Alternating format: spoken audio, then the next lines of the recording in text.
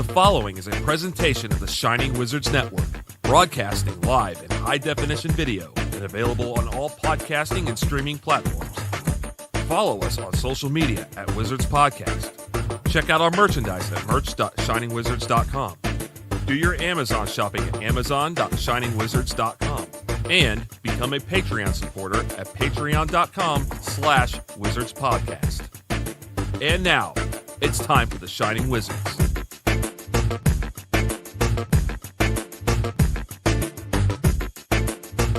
Mr. Steven Seagal, fly down to Jamaica and say one of the baddest gal. So them send for Lady Stark, I don't know me raw. You see me? So Girl, would you really want that night? me want the body if you make me feel nice. Why? Tell me what you really want all night. Me want the bananas if it make me Me nice. want the body, him want the punani. I mean, know it nice. So When the girls start to strut, you could look at their butt, you shouldn't do that. The girl dress is just as pretty, not just there to cover her kitty. when me a fling it up, you better know fi back it up. When me a dash it up, make sure you black it up. If you ever flap it up, then me a go lock it up. Park it up like Benji hold up. So me want the body if you make me feel nice. Why? Tell me what you really want all night. Me want the bananas if it make me nice. Me love the way you walk, sometimes the way you talk is so hot. Now you know, let's have a shot of rum. Then me can make you come with me to the ocean. That would be fine. You can be my bow cat. Nice idle breeze. Bring you to your knees. We're jamming. Yo, this a gal and I blow me rather wind up slow. When me turn it around, you have to come tomorrow. In case you never know me, star me. You are tuned in live to episode 736 of the Shining Wizards Wrestling Podcast. I know it's been a few weeks, but I'm back in the role, and we're live on social media. Go with you wherever you go on each and every one of those podcasting platforms. It's Puppet Theater Wizards time for some wrestling talk. And talk about wrestling. Tony, The Double T. Handsome Kevin. Brundo.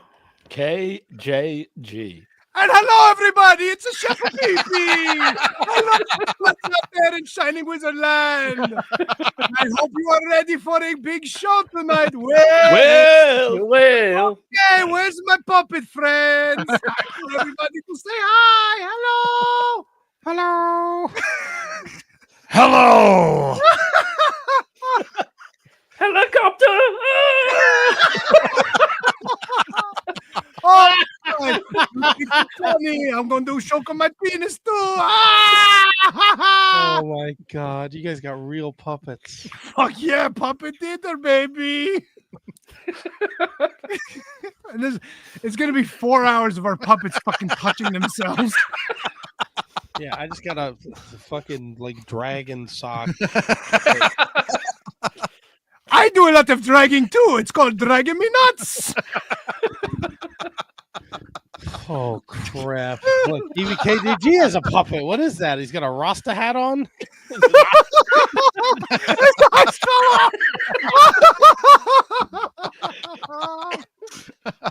We lost a couple. I gotta do a show with this stupid thing on my hand the whole time.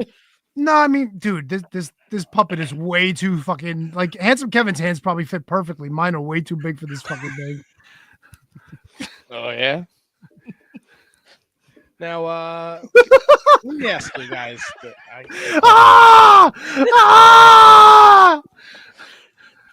I'm making a stromboli for everybody. You cannot complain. I know you're going to Florida next week. You lean into the stereotypes. You can't be mad when people assume. No, it's not me. It's the puppet. Yeah, Yeah, but what do you you could've think? got- You you think could've Tony's making fun of me? No. This is me. I'm Chef PP. I like to touch my weenie. You could have got any other puppet. How many different puppets did you look at, Tony? I mean, I could have got like an ethnic puppet. There were a lot of them out there. You but- got an ethnic puppet. You got No, I mean like you know, like a you know. like an African American puppet. I didn't say that. You did. I They said had, I think they had Jamaican African-American is puppets. They had proper- Hispanic puppets. It was like a cavalcade, bro. Jesus fucking Christ, Judge Crandall. My God. Yeah, Stereotype. I can't even tell the two apart. Right, same thing with you, handsome Kevin. How many puppets did you look through? I almost got the chef because I was gonna go the same route as Tony with it. Wow, Hey, big surprise there. But as soon as I saw old crooked hook. Now, Brenda, did you have a Kermit laying around, or was this also you? No, also I grabbed this one. I couldn't get the one I wanted. I'm grabbing mine right now. I had the. So am I. Somebody was selling the Vince McMahon from the Firehouse Funhouse or the Firefly Funhouse. I almost got that one. Oh, that would have been awesome. Oh my god! So, Pee-pee, what's the matter with you? I got an itch. I don't know what happened. That's why Kate's not here tonight. What's Kermit doing? Is he milking your tit over there, Brenda? What's he doing? Headbanging. We'll go with. Excuse me. I'll be right back. No. You're done already? I thought you were too. Did you have to, Brendo? Did you have to explain to any of the people you live with why you had a Kermit the Frog puppet and a cucumber? No, nobody knew about the cucumber. That quietly went upstairs. Quietly. Is that what you call your butthole upstairs? Sometimes. Hey, I put a cucumber upstairs. Stata zita, fangul. Matt, I pitched an idea to Tony where we all just do the show like as Muppets, and we're not even on the screen. It's just the Muppets talking, like the Muppet Show. The potential. Those are some pretty serious puppets. Those are real good puppets, boys. I'm very impressed with all of you, to be honest with you. Go big or go home. I went home. That's not. See, that was way more than. So you made it seem like yours was shit. That's pretty good, Matt. It's just a sock. I cut the fucking bottom off. Yeah, but it's green. How did you have green socks? There was a pair. This is what the other guy looks like. And you put them on, it looks like they're eating your legs. Oh, that's a puppet.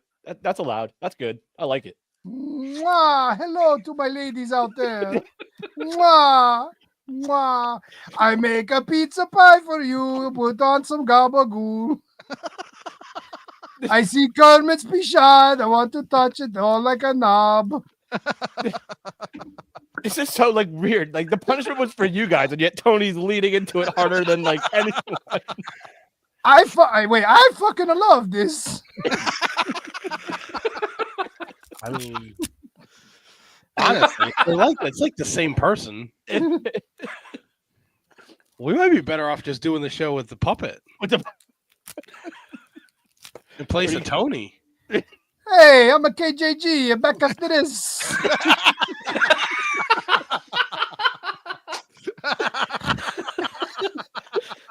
Wait, back after this. It's just like me doing it 10 minutes too early. Wait, what are we talking about? I'll tell you, all of the above. What would have put this over the top was if Chef PP, he had a tiny magenta mask. Smack-a-deezy. Smack-a-dees.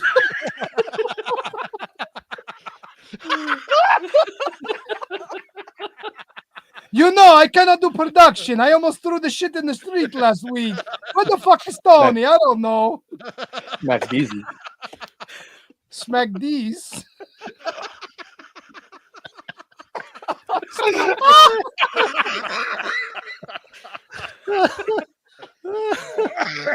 Yeah, Tony, I think you missed your calling.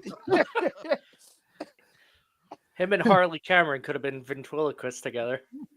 Hello, Holly. Oh, yeah, hello. I got to move the fucking mouth. Hello. Dude, my fucking shoulder's killing me doing that. I don't know how Frank Oz survived all these years. Well, he is Holy dead, shit. right?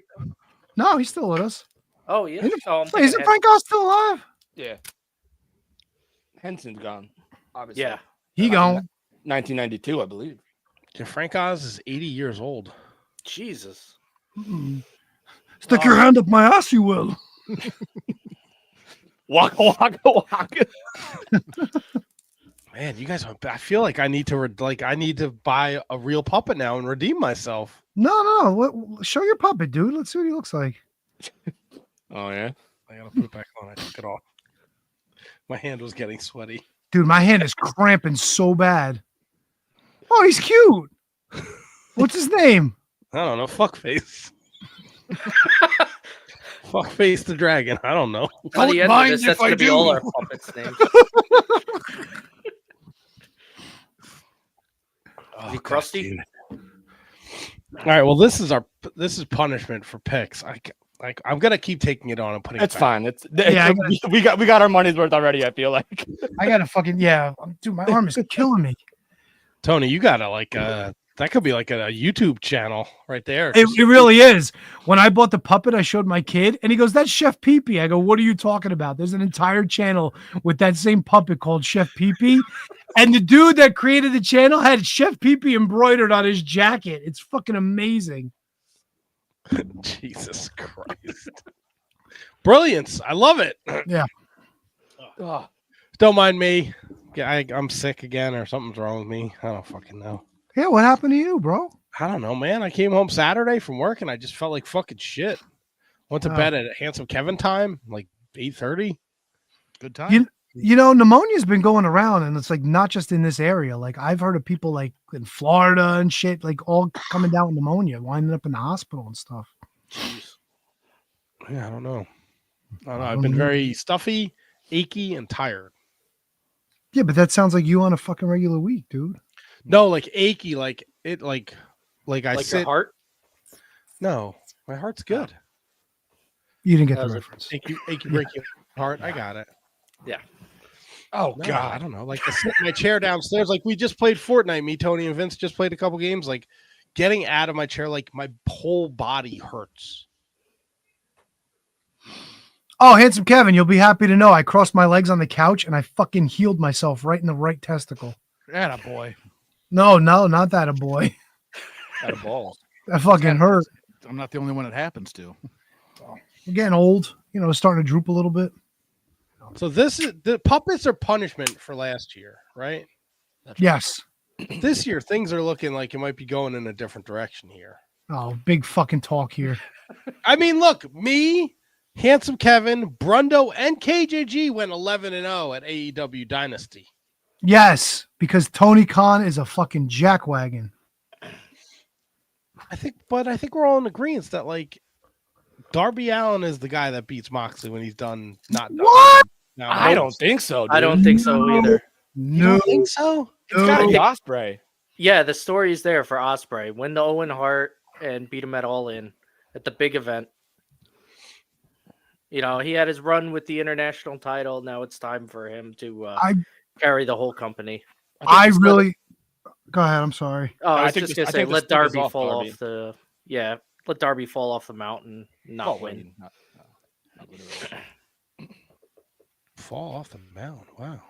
Yeah, and that's not like 3 days and he's at the top of the mountain. That shit takes like 2 months to climb the fucking Yeah. mountain. Oh yeah, he's gonna be gone a while. Good. Who was the other pillar? Eric Ricky Hart? Boy, Terry boy? Sammy Guevara. Sammy Guevara. Oh, Sammy Guevara. so we're down really. I mean, realistic. His wife has a big shit locker. They don't play the pillar card much, do they anymore? No. No, Not anymore, but boy, when they did, it was pretty strong. And now Britt's gone, correct? I read that. no, properly. that was Not that was fake. confirmed. not yeah. confirmed. Okay, all right, but you haven't seen any of the pillars in a while. Just MJF. Maxwell. Well, I mean, Ricky Starks is fucking running things on NXT now. Well, the 10 people that watch ROH see Sammy every week, and that's it. Or But sorry, Dynasty 9. was last. Dynasty was last night. I caught the show. Overall, I thought it was fantastic. I missed the 6-man during the pre-show, but I saw the Anthony Bowens return, and I thought that was fucking awesome. That was awesome. That He brought a tear to my eye, man. That was awesome. He looked like a fucking star in that. And just in that, what was it, like 30 seconds or something like that? Yeah. Yeah, he quickly dispatched Max Caster. And he's you know, we're looking at an Anthony Bowen singles push here. I don't know where he fits, but I hope he fits somewhere. Yeah, The I one hope thing- they find somewhere for him to land in a good spot, not just. I mean, this Max Caster thing should go on a little longer, but it shouldn't go on too long, and then hopefully he'll be able to find something else. I thought he squashed him. No. Yeah, but like, Max is done. I imagine he'll have like at least one more match at some point. I wish he didn't have Billy Gunn with him though. It's just like a fresh start for him, and just come out. I'm Bowens. I'm my own guy now. Like Billy Gunn just like kind of calls back to what it was with the Acclaimed. I didn't hate that. It shows that like Billy Gunn was loyal to Bowens as opposed to Max, and he picked a side. And who knows if he continues to go out with them going forward, then maybe I can kind of see your point on that. But this, to me, made sense. He was his mentor. He was both their mentors. He picked a side. He's running with it now. So I understand what you're saying, Brundo, but I don't think it's an issue just yet. I didn't think Handsome of that. Kevin. That it could be one time. Yeah. One time. I want Captain Hook Dick to give his opinion of the pay-per-view. The captain did not see the pay-per-view. Yeah, but He was on the sea. Wow, that was disappointing. Get used to it. No sunken treasure, no fucking looking for booty instead kind of line. Come on, dude. I'm always looking for booty. That Megan Bain. Excuse me. This is all these fucking puppets are gonna do for 2 hours. Yeah, they're jerk off pup. Fucking Megan Bain looked awesome. That was a fucking great match, man.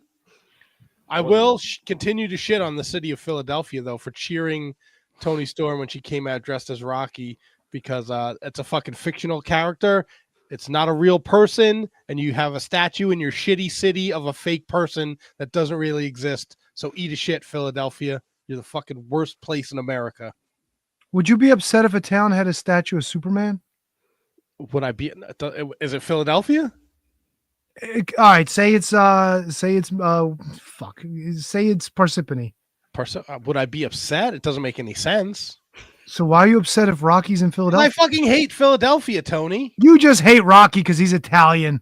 No, I don't care that he's Italian. I just think it's ridiculous that the city of Philadelphia holds a fictional character to such high standards. The fucking North Arlington had a Spider-Man statue that people traveled to North Arlington to take a picture with. You would go, that's a little fucking silly. No. Spider-Man grew up in North Arlington.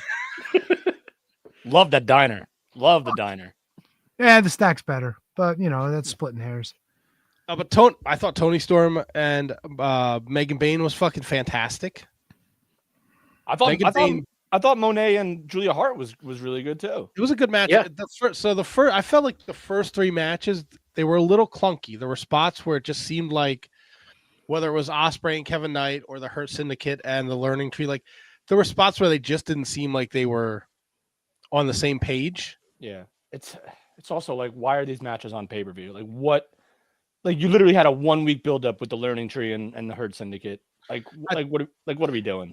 I think that got changed. That was supposed to be, who was it? The Murder Monsters. Yeah, Murder Monsters. So kind of threw in a plan B. Did one of them get hurt? Yeah, Brian Cage is hurt. Cage, right? Yeah, but I also think they used the match to further the MJF. The only reason why it was on it. Further the MJF MVP thing, and like how MVP, kind of was surprised that Max was there, and I thought Big Bill came out of that looking like fucking gangbusters. Dude, he looks awesome. Yeah, he killed it in that match. I will say this about AEW. AEW is the best thing that happened to Big Bill. Like you don't think his Impact run was great? He got on record saying that he hated it.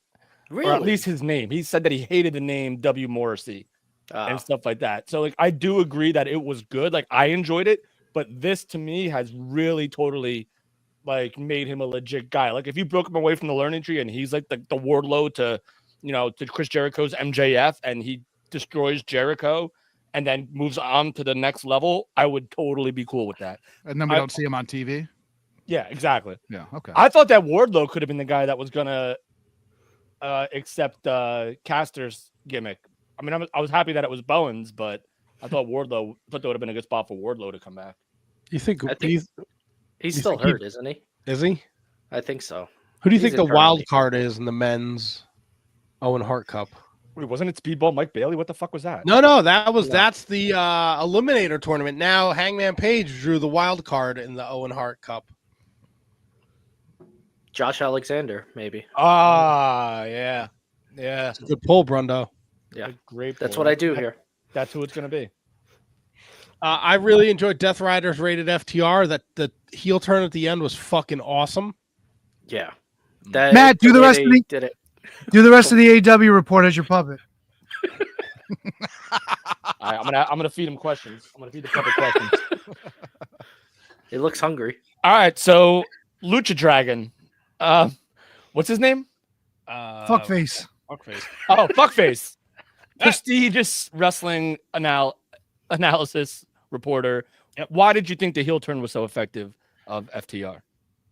Well, throughout the show or throughout the match, they kind of teased the dissension between FTR Bald and Edge, and then at the end we thought it was going to be all roses and kisses and holding babies, and then the Bald guy, he just fucking pile drove him, and I was like, oh man, lizard tits, and I guess my mouth should move when I talk. Sorry. This is all. I'm not used to the microphone.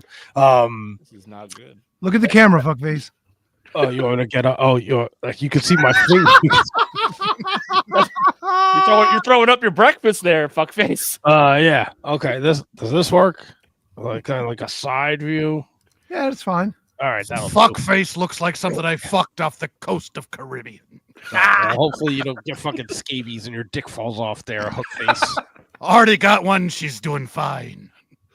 You got one scabie? I got one leg, me peg leg. I'll put the fuckface on my pizza. Put these over there with your mother's mustache. Put this in your fuck face. Easy, Corvette. Ease. We're talking AEW. It's like a Tony Khan fever dream here. The Tony Storm one. I haven't had a vegetable in 4 months. I did. I took her out of the wheelchair. Oh, Yikes. What? I said it, not Tony. But then, anyway, back to, I don't know what voice I do now. I am a man of many voices. Lizard of many voices. Anyhow, back to a story. Moose, squirrel, whatever. Bald guy, he pile drove Edge, right? Oh my goodness, crazy times. And then you think the guy with the mullet and the time tattoo was gonna make a save? No, Shatter Machine. Then they did the concerto, not once but twice, and the bald man was very mad. He flipped over the gurney. Oh, amazing! You're developing quite the accent on the spot. Fuckface, where are you from? What? Oh, I'm from everywhere. I'm like the Willie Nelson song. I've been everywhere, man. What? Willie Nelson? Yeah, you know Willie Nelson. Isn't that WrestleMania 7? Isn't that Johnny Cash? Oh, whatever. They're all the same. Country's fucking country. What else? What else do you want to know about the show? It is great. No, that's it. Thank you, fuckface. Okay, thank you, PP. How about this? What about the Young Bucks? Oh, the Young Bucks, the Young Fucks. They ruined everything. They don't explain it. You got to watch Dynamite Wednesday night. Can I go now, please? Yeah, Yeah, you're dismissed. dismissed. You're dismissed. It hurts my voice. I don't know where hands that are accent sweaty. came from. What else? Oh, Fletcher Mark Briscoe was fucking awesome.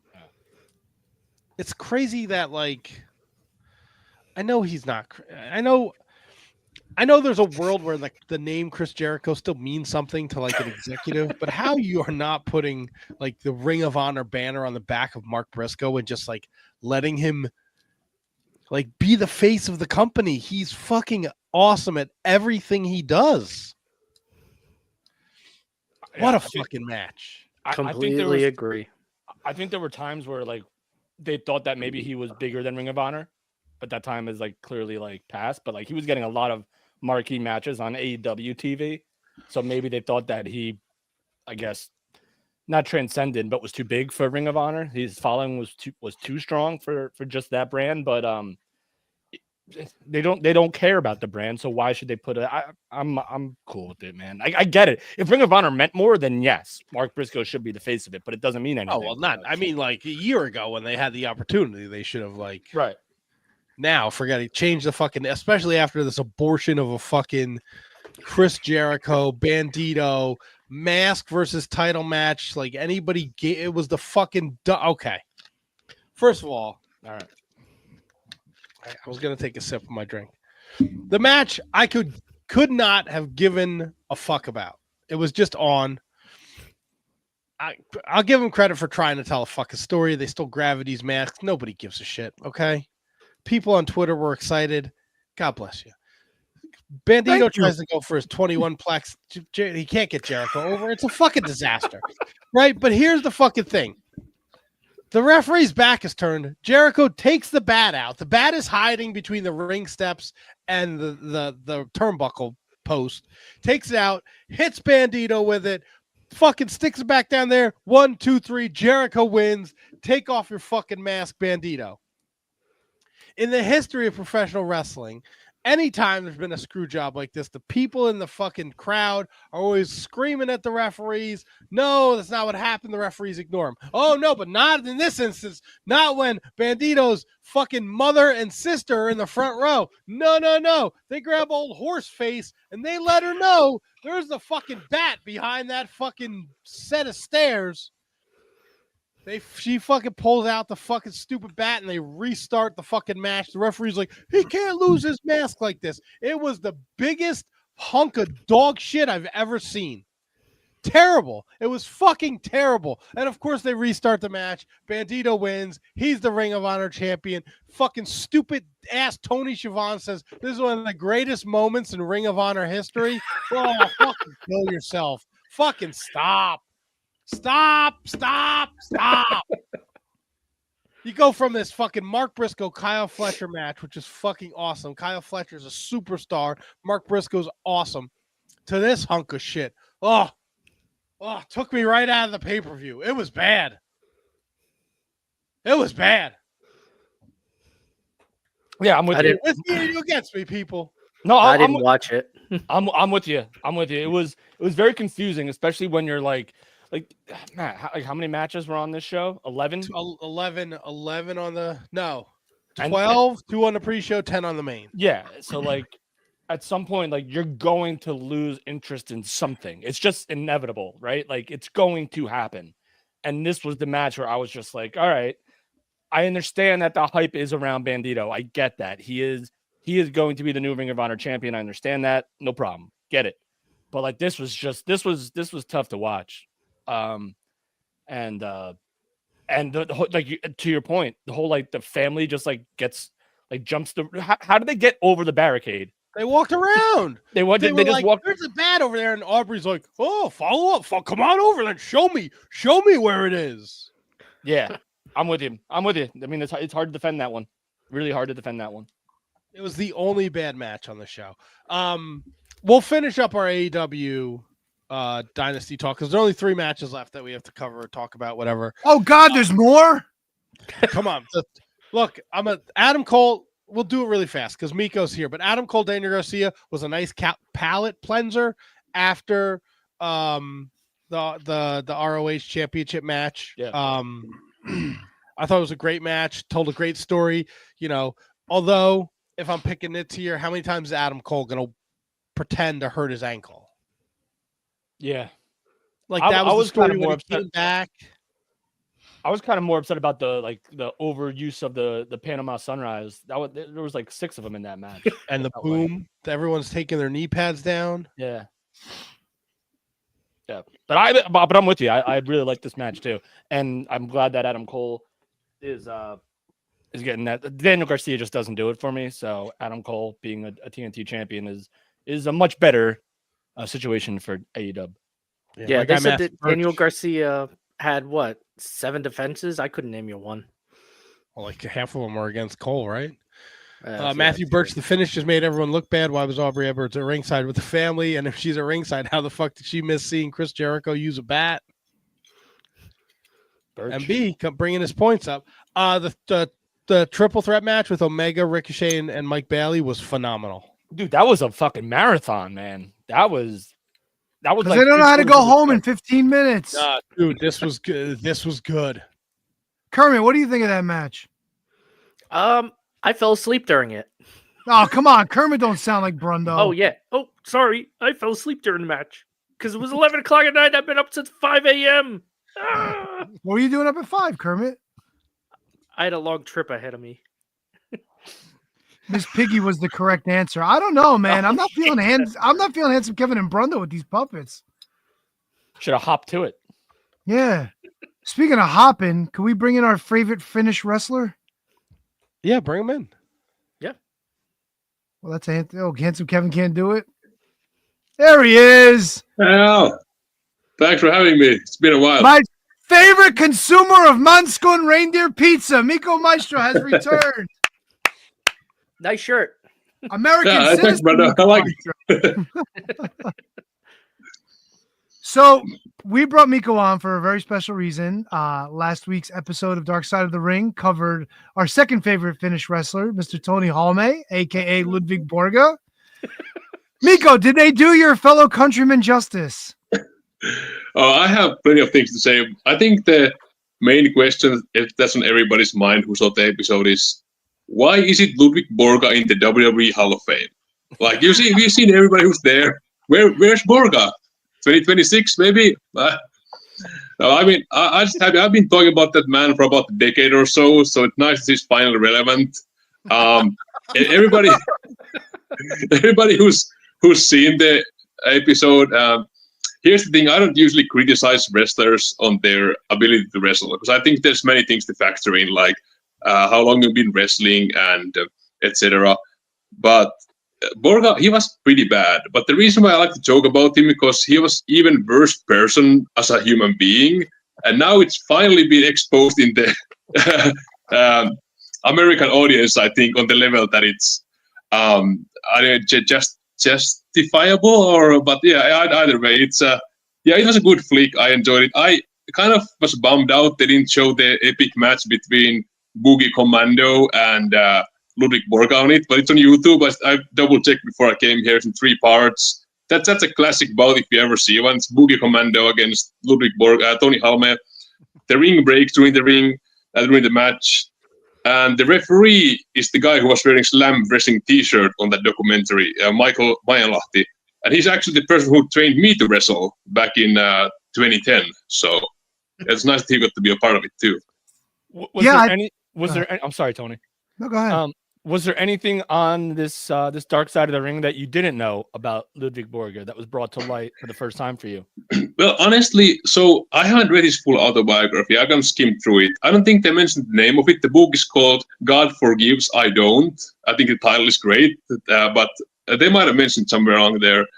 But when the writer of it, the ghost writer, said that there's a lot of stories that were made up, that's something I didn't really cross my mind, which I mean makes sense. You know, he likes to color his stuff. I didn't know that he got deported from America. That's another thing. For some reason, I had never heard about that either. So I knew that he was in the coma, and I think everything else I had heard, one way or another, or most of it live actually on Finnish TV. And I was fortunate enough to hear his comments. He said a lot more, and that's one thing that I kind of wanted to always do when we talk about Ludvig Borga, is quote the things he said.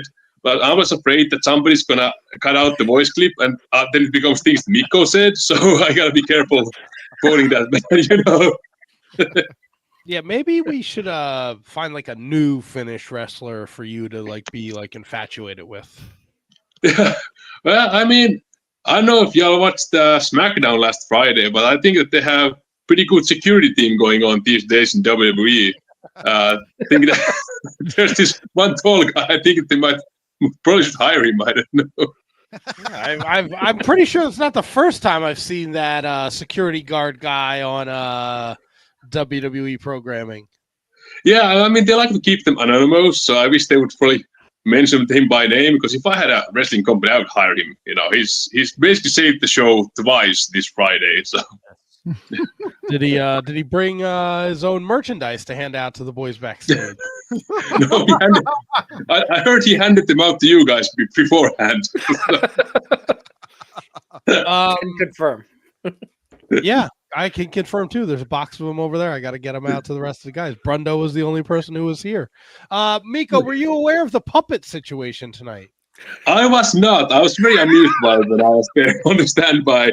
And I was thinking, it's been a while since I've been on this show, if the concept has changed. And I think this might be the first time I'm on live actually with Handsome Kevin. You know, I'm not 100% because unfortunately for family reasons, I had to skip the anniversary show, the celebration you guys had going on. Yeah. So it's probably been like a year. I was here after I got my citizenship. So has it been that long? Yeah, no. That long, has it? Maybe I stopped. When you're on this show as much as him, it's hard to keep track of how many times and when. Mikko, do you think he is handsome though? Do I think what? Sorry, it broke. It glitched. Do you think Handsome Kevin is handsome? Oh, for sure. Yeah. Oh, for sure. I don't know which one is this, the pirate or the guy on the baseball cap, but I like them both. He is as we call him Butt Pirate. Which one? Both. Yeah. Oh, by the way, here's something. Just we can keep talking about Borga, but one thing I want to mention today is I didn't know that the millionaire Matt, works on pizza. So I had some great ideas. Like, first of all, what about having signature pizza on the menu, the pepperoni and jalapeno one called Mikko Maestro? Because I've been trying to get that kind of going. But also, what about having tuna as a topping? You know, I was in Finland for I think 4 weeks, and I ordered 3 pizzas with tuna on it. So can you imagine if one Finnish person orders about 1 tuna pizza a week? You know, there's some money to be made, man. No, there's definitely not. Let me. Is the tuna cooked on the pizza or is it put on after? It's cooked on the pizza. You open the can, put it on there, and then put the cheese on top of that. Yeah. Now do you have any Finnish songs he can sing while he makes it? Oh, you just get Tony Halme's record, Mestarit Salilla. That's a gold album, the gold-selling album in Finland. It's mainly cover songs. One of them is his own writing, apparently, which I don't know if it's true anymore. Nothing is true anymore. After that Dark Side of the Ring, I don't know what to believe in anymore. It's like the song "Losing My Religion." If you ever heard that from, I think, Radiohead. That skips. R.E.M. in my head. Which tattoo is worse, the SS tattoo or the exit only tattoo? Definitely the SS tattoo. But I mean, I find the exit only funny. I think it's, I don't know if it's clever, but it rubs me the right way. I think it's hilarious. I mean, I'm not sure which one is better, the exit only tattoo or Jim Cornette's reaction. That's the question, because they're both priceless. Oh, Jim Cornette was great on that show. On that episode, he was fucking perfect. Walking down the street and you still want to get fucked in the ass. You gotta let people know that. Oh my god! And I honestly, I thought Starbuck did a good job. I don't know how many people are familiar with him or his work. He's originally Canadian, though, isn't he? Yeah, so his parents are Finnish, but he was born in Canada, so he became like Finnish Canadian that way.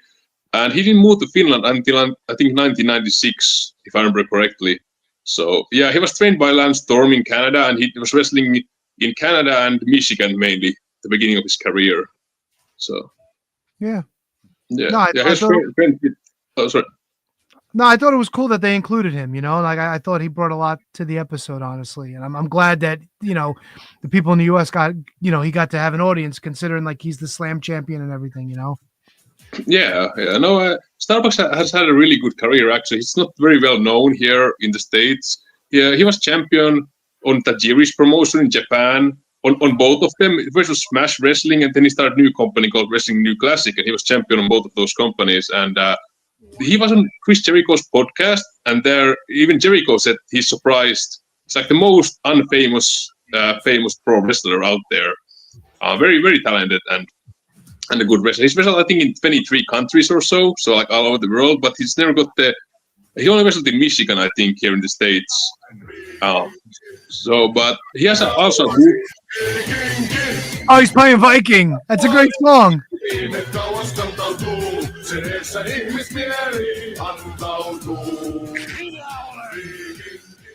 The voice of an angel. You know, it's on. I didn't mean to cut you off. That album is on Spotify, which I did. I just fucked my whole Spotify algorithm up. Next thing you know, Viking recommendations. But what do you guys think about Tony Halme in Die Hard 3? I didn't even know it was him. I didn't know that either. He buzzed the shit out of me. Yeah.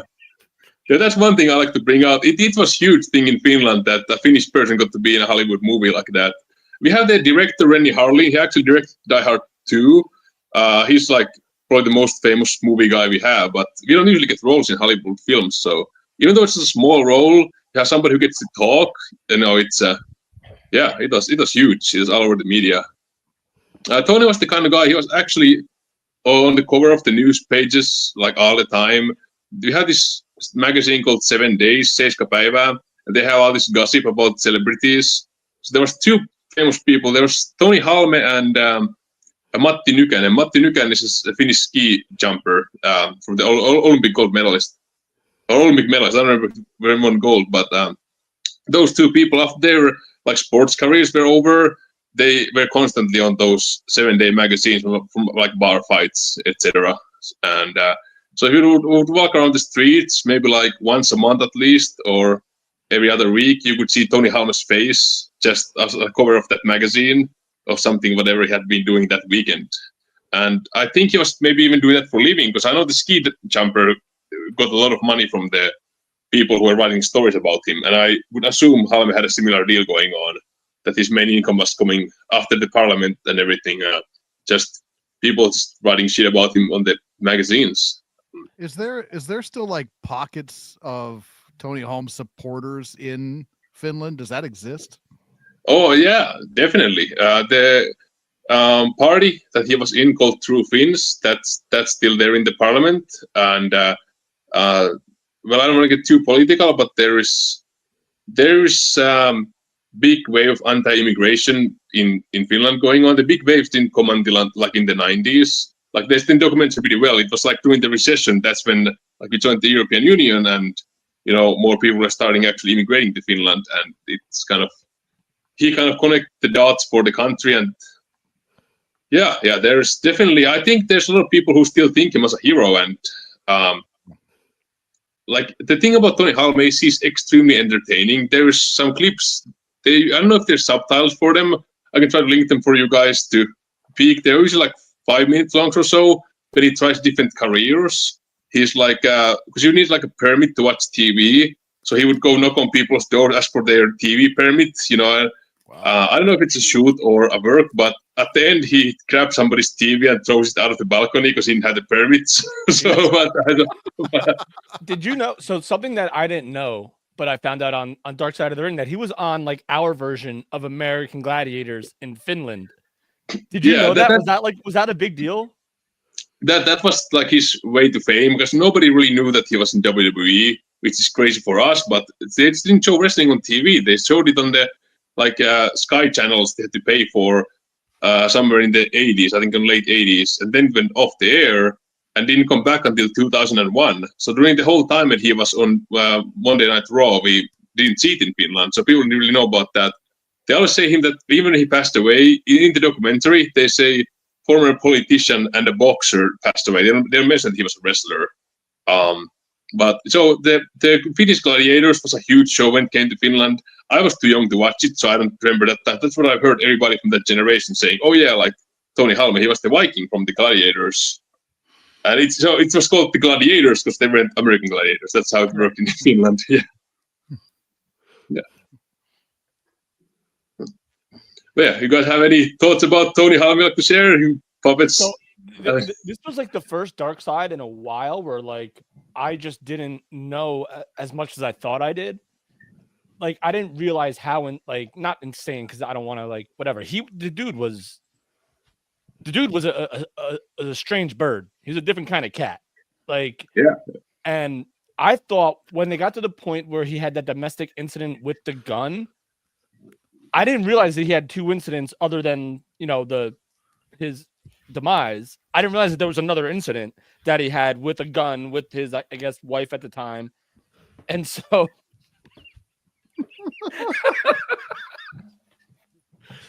I'm sorry, Mikko. We're having too much fun with the puppets. No, go ahead, guys. I'm happy to be here. So, I have some questions about the puppets too after we're done with the Borga section. Yeah. So when they got to that first moment, I thought, oh man, this was it. I didn't realize he was already in the hospital for a long period of time before he ended up doing what he did to end his life. Was that a story at the time too for you guys?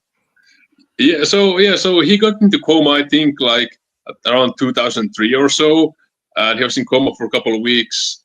He didn't pass away until 2010, I think, or 2011. So he after that he was still like 8 years. He had like the documentary. I never knew that. Yeah. Yeah, so it's only 45 minutes, so they couldn't tell everything. Like he wrestled in Europe too for, I don't know if you guys are familiar with Otto Waltz, like one of the biggest promoters in Germany. Yeah. So he did a lot of wrestling there, like in Germany as well. I think it's right after his WWE career. And he was International Wrestling Grand Prix Tag Team Champion in New Japan Pro Wrestling, which is like a huge thing. If you guys think about New Japan these days, that is one of the biggest tag belts there is. And also there's a Super Famicom game with Tony Halme. Just fun fact to put it out there. If you ever want to play as Tony Halme himself, then just that's Is it a wrestling game? Yeah, it's it must be New Japan wrestling game. It's like Battle in the Tokyo Dome. Yeah, it doesn't translate too well, but there's it's on Super Famicom, and I'm sure you can, if you Google like Super Famicom and Tony Halme, you can find clips about it. I bought that game to my brother in Finland because he said that he can play those. I don't have Super Nintendo anymore myself, so I gotta try it out next time I go to Finland. Yeah, it's called Shin Nippon Pro Wrestling Chon Senshu in the Tokyo Dome. Also, do you know who he won the IWGP tag team titles with and who they beat? Bam Bam Bigelow, and they beat the Young Bucks. No. Was it? No. It was Scott Norton, and did they beat Vader and Bam Bam? No, but it's very close. You're in the same ballpark. American tag team. Furnace and Steiners? Steiner Brothers. Get the fuck out of here. Tony Halme and Scott Norton beat the Steiner Brothers for the IWGP. And then they beat the shit out of each other. Could you imagine Scott Steiner and Tony Halme in like 2000 just going at it on TV? Oh, yeah. All of 1992 in fucking New Japan. And then in 93, you know who his tag team champion was or his tag team partner was for his last tour in Japan? John Coco Beware. Hercules. Tatanka. Bobby Eaton. Eaton? Well, if I was going to be in a tag league tournament, I'd want Bobby Eaton too. It wasn't even a tournament. It was just like it was the NJPW Explosion Tour 93. Huh. What a fucking weird time. Mikko, you want to ask about the puppets? Oh, yeah. I mean, I hope you don't forget. But yeah, so, no, I was wondering, so did you guys get the puppets for today, or did you also happen to have a puppet at home? Because I don't have one myself, so I don't know if that's like an American thing. I've only been American for less than a year, so I'm trying to figure it out, So seriously, Mikko, you think these puppets are just us? Like, because I'm the Italian guy, Kevin's the butt pirate, Brundo's green. He's a fuckface. Yeah, I'm a fuckface. So, Mikko, if you were to walk up to the average person in Finland and say, like, mention Tony Halme, is the sentiment that people still like him there, or not so much? No. People, everybody like knows about him. Nobody likes him. That's I think it would be like less than 1% of the nation that like him. But there's people like me who find him entertaining. I can't deny it. As terrible as he is, all of his jokes aren't racist, even though 90% of them are. But for us a Finnish person, he was a very clever and fast, a talker. So no, he's not liked person. He's kind of trying to brush off. We don't really in Finland. We don't usually talk about the death. That's another thing. Like it's kind of like he's not in. I think the newer generation probably don't know him because we just let things go. But they made a movie about him. I haven't seen it yet. I think it came in 2022. There's a full-length documentary movie. It went to the theaters in Finnish called Viikinki. But no, people don't like Tony Halme. Even when I was growing up, I was kind of surprised that people didn't like Tony Halme because, I was kind of like young and naive. I didn't realize the huge impact his words have for people. I was just thinking that he's just some drunk, telling dumb jokes, Because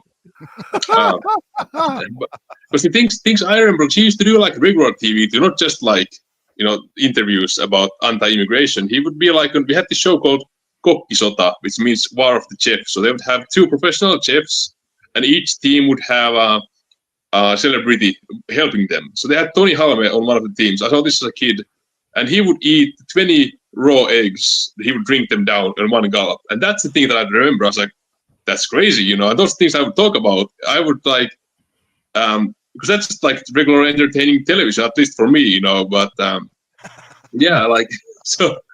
And he also said that, like he's lactose intolerant on the same show. He was lactose intolerant. He didn't know about it, but he would drink a gallon of milk every day. And then just there now take a huge dump, every 2 hours or so.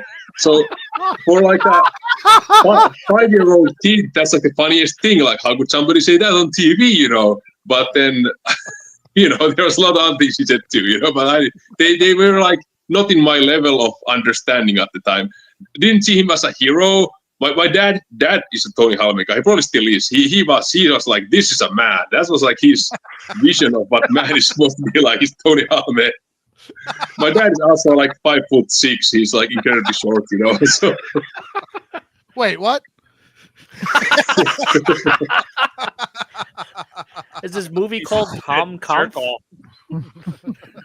I think it's called Viikinki. I'm not quite sure. Yeah, I think it's just called Viking. It's just Viking. But I haven't seen it. That's incredible. I can't. We got to find this thing. I'm sure we can get it somewhere with subtitles. If it's that's a good call because I see it on his Wikipedia, a 2022 Finnish documentary.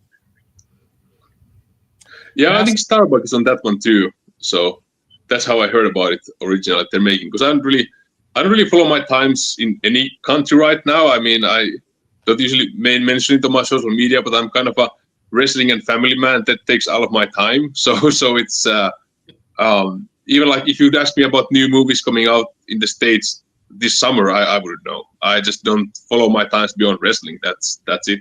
You only have so much time. So. Well, Mikko, where I know you were just in what, Illinois wrestling? Yeah. I live in. Where are you going to be next there? Fruit Loops? Go ahead. Fruit Loops? Let's see. So Dreamwave Wrestling, I think it's next weekend. This coming Saturday. You don't ask me. You tell me. Yeah. I'll be a couple of weeks in San Diego, actually. I'll take some time off wrestling for like 2 weeks, then I'll be back. The dates on top of my head, I'm doing in May a couple of shows for Zava Live. I really like the promotion. So that's May 25th and May 12th. Look at my Instagram. I filmed some decent promos for those shows. I've been working on my promo stuff, seeing if the Finnish humor works for the American audiences. The Dreamwave show this weekend with Nick Nemeth and Channing Thomas. Well, I hope so. Let's see what's. I'm not advertised there, so I mean that's my. I don't know. It's on your fucking social media, Mikko. Come on, man. Well, I think I was on that show. How many people watch Shining Wizards? I mean, 2.5 million every week. Yeah, give or take. Yeah. Something. Yeah, I like your numbers. I like your math. It's that Finnish math. Yeah, the metric system. Yeah. Yeah. Makes everything seem bigger. Well, Mikko, this was as exciting as Ludvig's Dark Side of the Ring. Your return to the Shining Wizard. Well, thank you. No, I'm glad to be here, and and I'm happy I got to see the puppet show. Hope you all like the shirts, and I see that Brando is rocking it right now.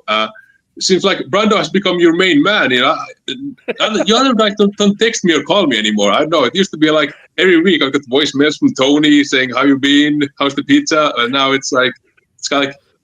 I think that now that Ludvig Borga is getting the hype, people keep forgetting about the secondary Finnish wrestler, and I don't know. Oh, but anyway, so we never forget. No, never. by the way, Matt, so is this true? Are you really working for pizza? I saw like a picture of you like flipping a pizza or something. I was like, and then I was like, is this? I didn't do my research on this one. Oh, what happened to him? Wow. I was going to ask if he saw your Pizza Vita commercial. He was going to ask me a question. He fucking I hope he hates comes you. back. Yeah, he ain't coming back. Why? Do you remember when we first had him on the show? He was booking himself for like his next 5 appearances. Well, his first appearance was supposed to be a surprise, and he tweeted it out the night before. We did the gimmick where we all booked a guest and we didn't tell each other who it was. He's back. Oh no, he's guy. I thought he was back. He is not back. I do not see him in the queue. What are you talking about? Before he comes back, let's just put a bow on the AEW Dynasty show. Oh my God, this fucking pay-per-view still? I hope he comes back. I wanted to answer his pizza question. I hope he doesn't. You hope he doesn't come back? No. His big hero from his country is a man who supports the Nazis. Come on. I'm Italian. I don't even do that. You didn't say it was his hero. Come on, you're putting words in Mikko's mouth. Well, he put something in my mouth before he came on the show. I don't want to. Brando, you can let him know the link is still good. He can jump back in. I'll answer his question. My God, what are you doing? He just hit me up and said, thanks for having me. So I have a feeling that wasn't a mistake. Yeah, and he said, please. He bailed on me? No way. He's in the middle of asking him a question. There's no chance. You can Don't you remember the last time he came on? The last time he came on, he was on for like 2 seconds. He did the talked same about thing. Coke and left. Yep. Yeah, but we were like, he was like, "Oh, you make the pizza." I asked. No, be pissed off as your puppet. Be pissed off as your puppet.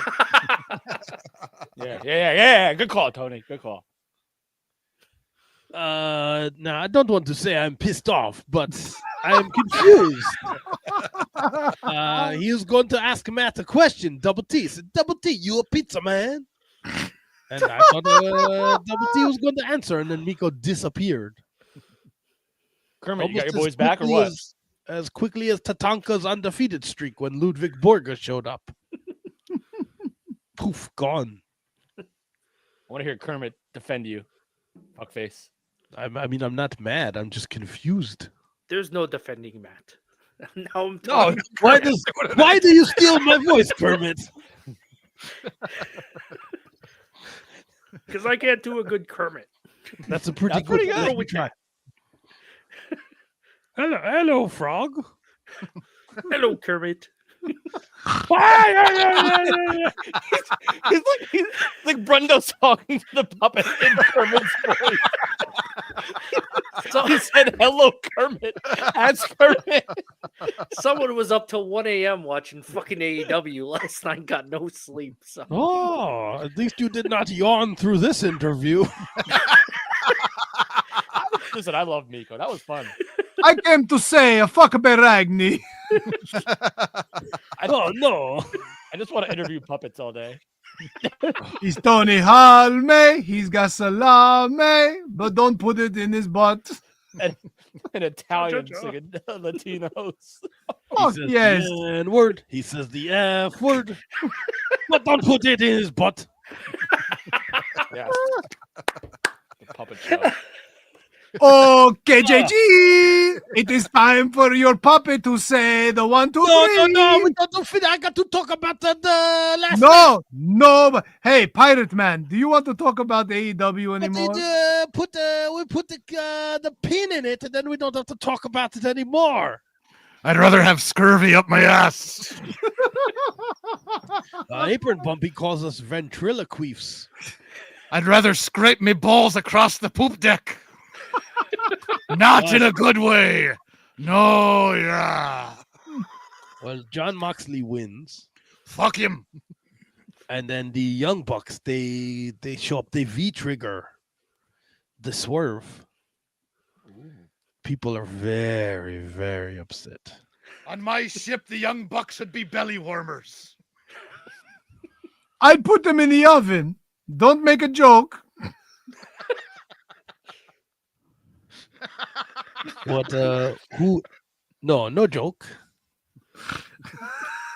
Why are you guys always jerking? I can't even touch my penis. The fact that your dragon has an accent is just like. There was not a lot of thought put into this. like, we don't even know where he's from. There's no backstory for your drag or your what is he, He's dragon? Damn it, Kermit. Like Kermit, we got. Oh my goodness gracious! What are we doing? What the fuck are we doing? I guess throw it over to Captain Pee-Pee. Wait, are we done talking about AEW? Come on now. No, there's no, serious conversation about AEW here. We can't have it. Excuse me, KJG, can you please give me the 1, 2, 3? Right after this.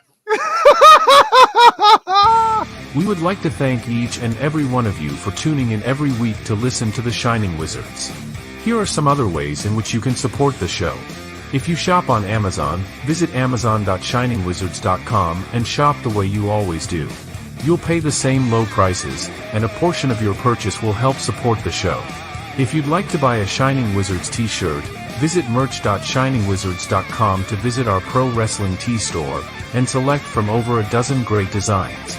You can also become a Patreon supporter at patreon.shiningwizards.com, where we offer bonus content, producer credits, special legend shows where you participate in the show, and so much more. Continue to listen to us wherever you listen to podcasts and watch the show live on social media.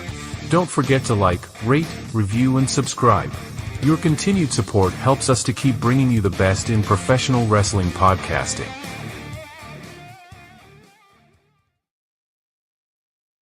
It's time for your weekly lineup of shows on the Shining Wizards Network. On Mondays, it's the latest from Gorilla Brain, featuring the Year of Duke and Rogue, covering a year's worth of classic wrestling, and the Tots Pod, introducing the world to wrestling action figure collecting.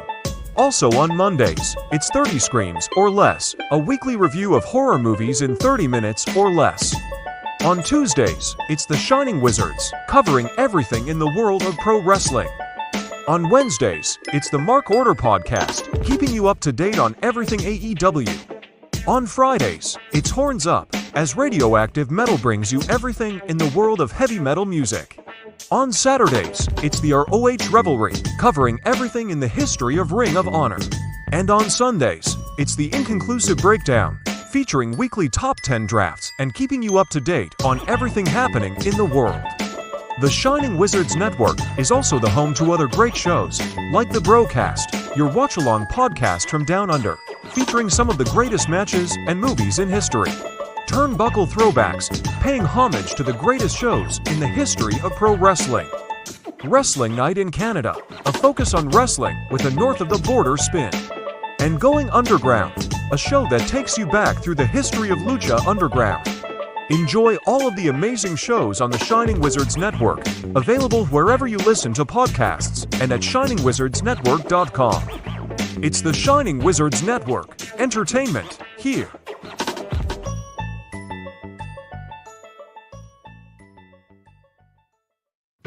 For centuries, women have tried to enhance the size of their breasts because women know that itty-bitty titties just don't stack up.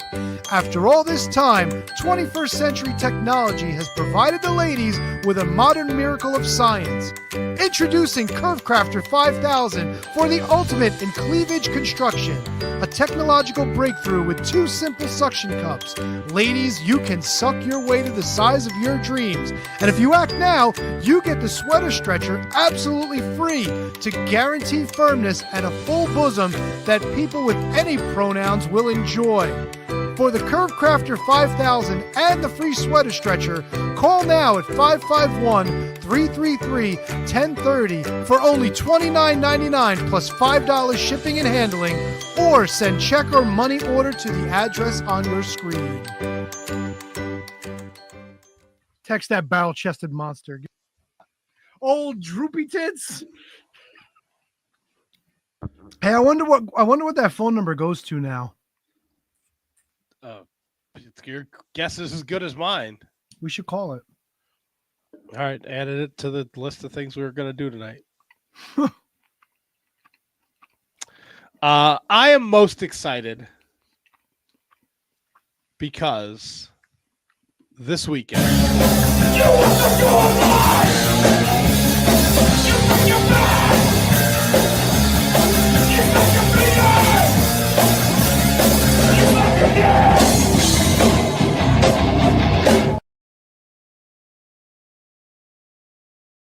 Now, I cannot wait because 6 hours ago on Mr. Polaco's social media, he tweeted, check out this weekend with the photo Double Jeopardy 2, Night 1. Joey Avalon with Jerry Lynn in his corner takes on Bruce Hamilton with Justin Credible in his corner. Hey, I think he's full of shit. Oh my God. What is this? Hey, Is that a puppet running? I'm a duck. And I say PJ Polaco is a fucking idiot. Now, Handsome Kevin, will you be there both nights 1 and 2? I'm booked both nights. I heard he's putting on a lot of weight. PJ Fat Fucko. What are your thoughts, HK, going into Friday night? I think he eats a lot. So I guess, like, to me, it's still a wait and see. Like, it's absolutely a wait and see if he's going to be there or not. I think a lot of people still don't believe that he'll be there. My guess is as good as anybody's else. I think the fact that he's promoting it this close makes me think that there's a chance that he'll be there. So a lot. I'm sorry to cut you off. A lot of people in the circle that you're in terms of on the show, don't believe he's going to be there. Yes, as well as fans in the state. Okay. Like there's been like responses on the post saying, well, he screws people over. He's not going to be there. Yeah, Milwaukee Tom even says he's not fucking showing up. Yeah, it's so I think a lot of people in general don't necessarily think that the odds are not in the he's going to be there betting pool, I guess. Hey, he's not even going to get on the plane. That fat fuck.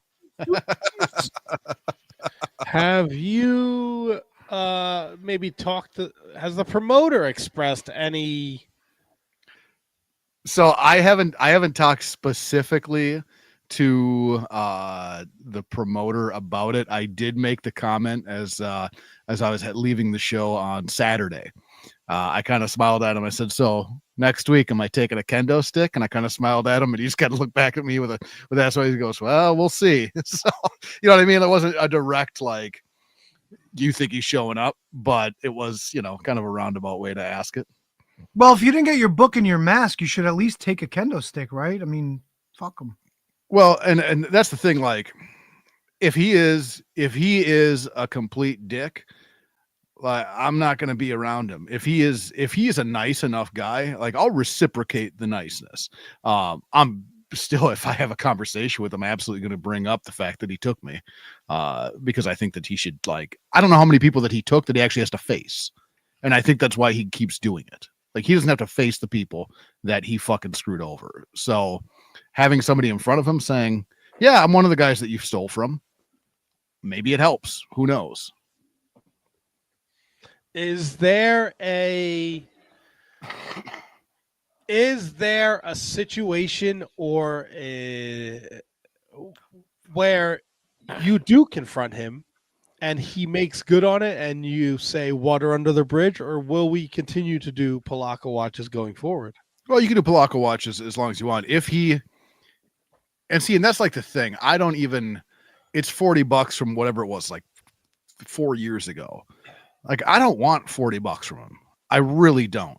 An outright acknowledgement that he fucked me over would go a long way. An apology would go a long way.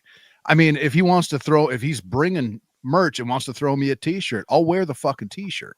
But more than anything, like, I want an acknowledgement, like, yes, I'm sorry I fucked you over. Simple. You know what I mean? Like, and from there, as far as I'm concerned, with me, all is forgiven with me. Now, as far as everybody else, like, stop fucking people over. Like, that part of it, I'm not forgiving. I'm forgetting what he did to me, not what he's done to everybody else. Yeah, that's a tough ask. You know what I mean? Like, I get from your perspective in terms of, like, you'll be cool with him if he apologizes to you, but he can't apologize to every single person he fucked over, could he? He hasn't apologized to anybody. That's one of the hard things about that Maven watch is he takes absolutely zero accountability for himself. That's yeah.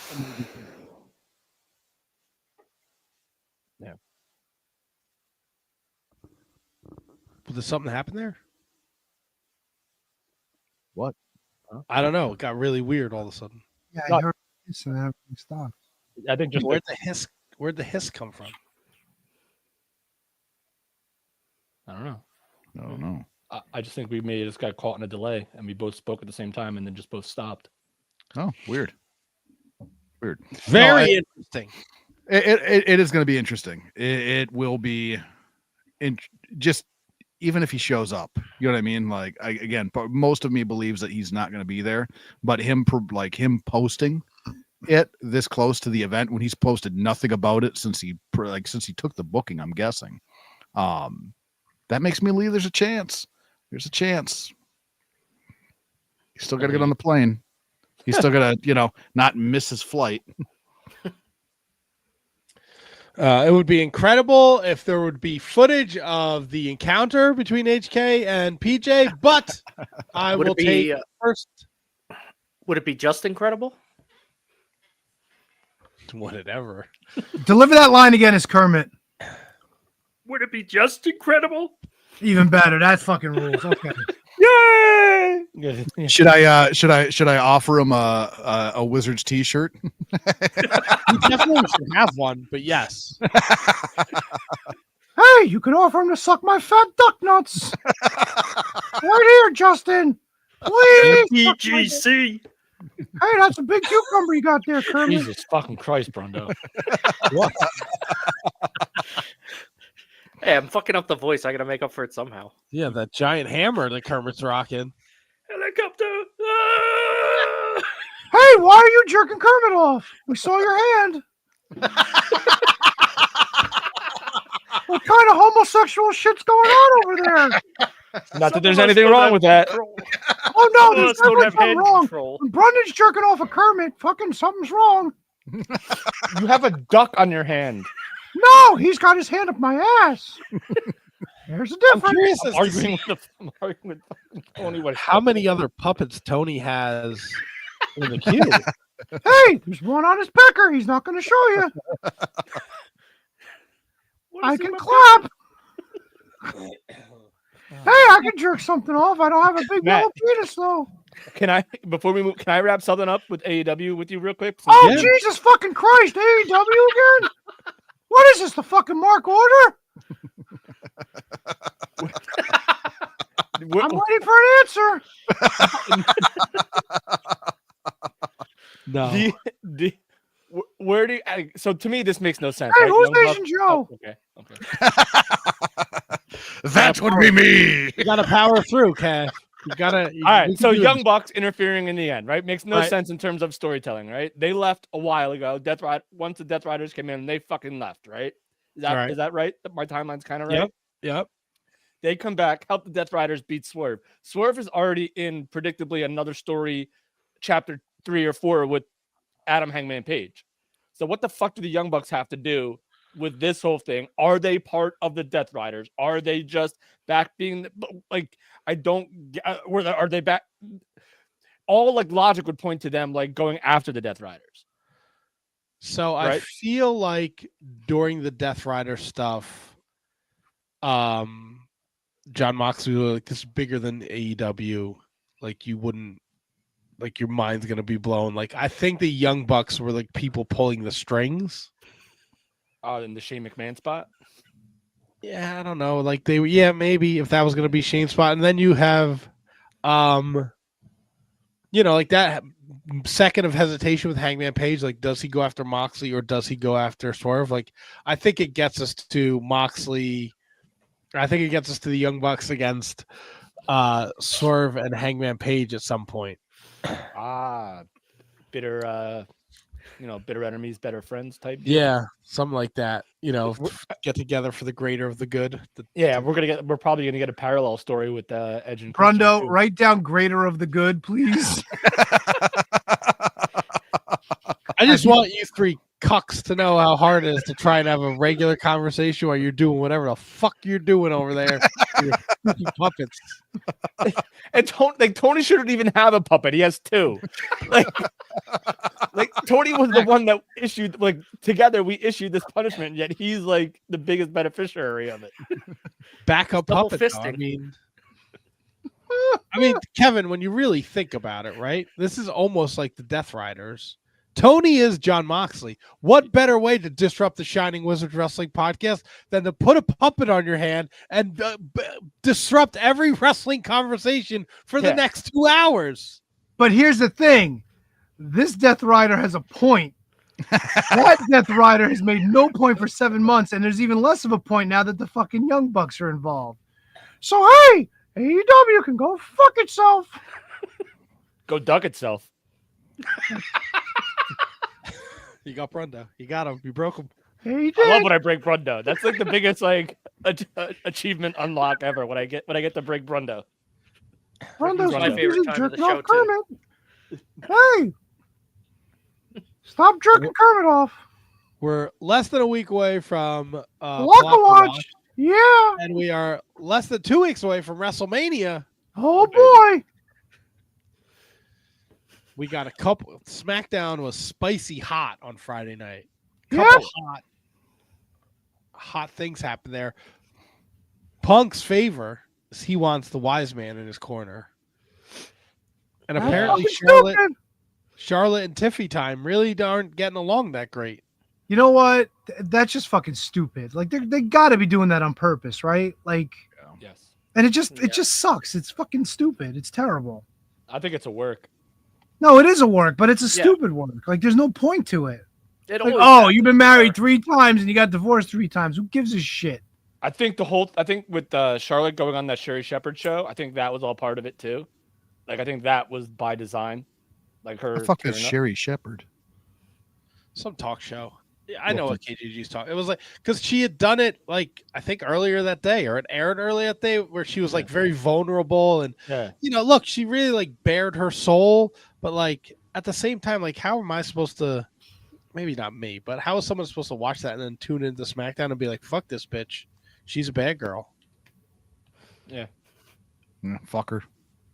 Yeah, they keep showing clips of it happening in the past, so it's like. Yeah, is this really a new thing too? With her and Becky, her and Monet, or I think somebody else even too. It's probably the least interested match on WrestleMania for me. Yeah, my favorite Charlotte Flair moment ever was. Remember when Ronda Rousey was locked up in the back of the police car and she kicked the fucking door on her? For as big as like the news headlines that this grabbed, I couldn't have been less interested in it. I think they were trying to go for remember when Punk came back and Drew McIntyre and Punk would really go off the rails and Seth Rollins would be involved and they go off the rails. I think they were trying to create their own moment in that way. They had some really deep cuts.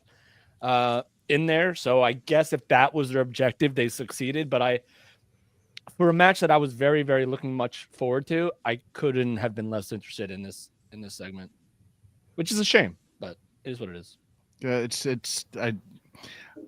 if Charlotte didn't come back, I wouldn't have missed her. That's where I'm at with Charlotte at this point. I think she's progressively gotten worse in every aspect that she can get worse in.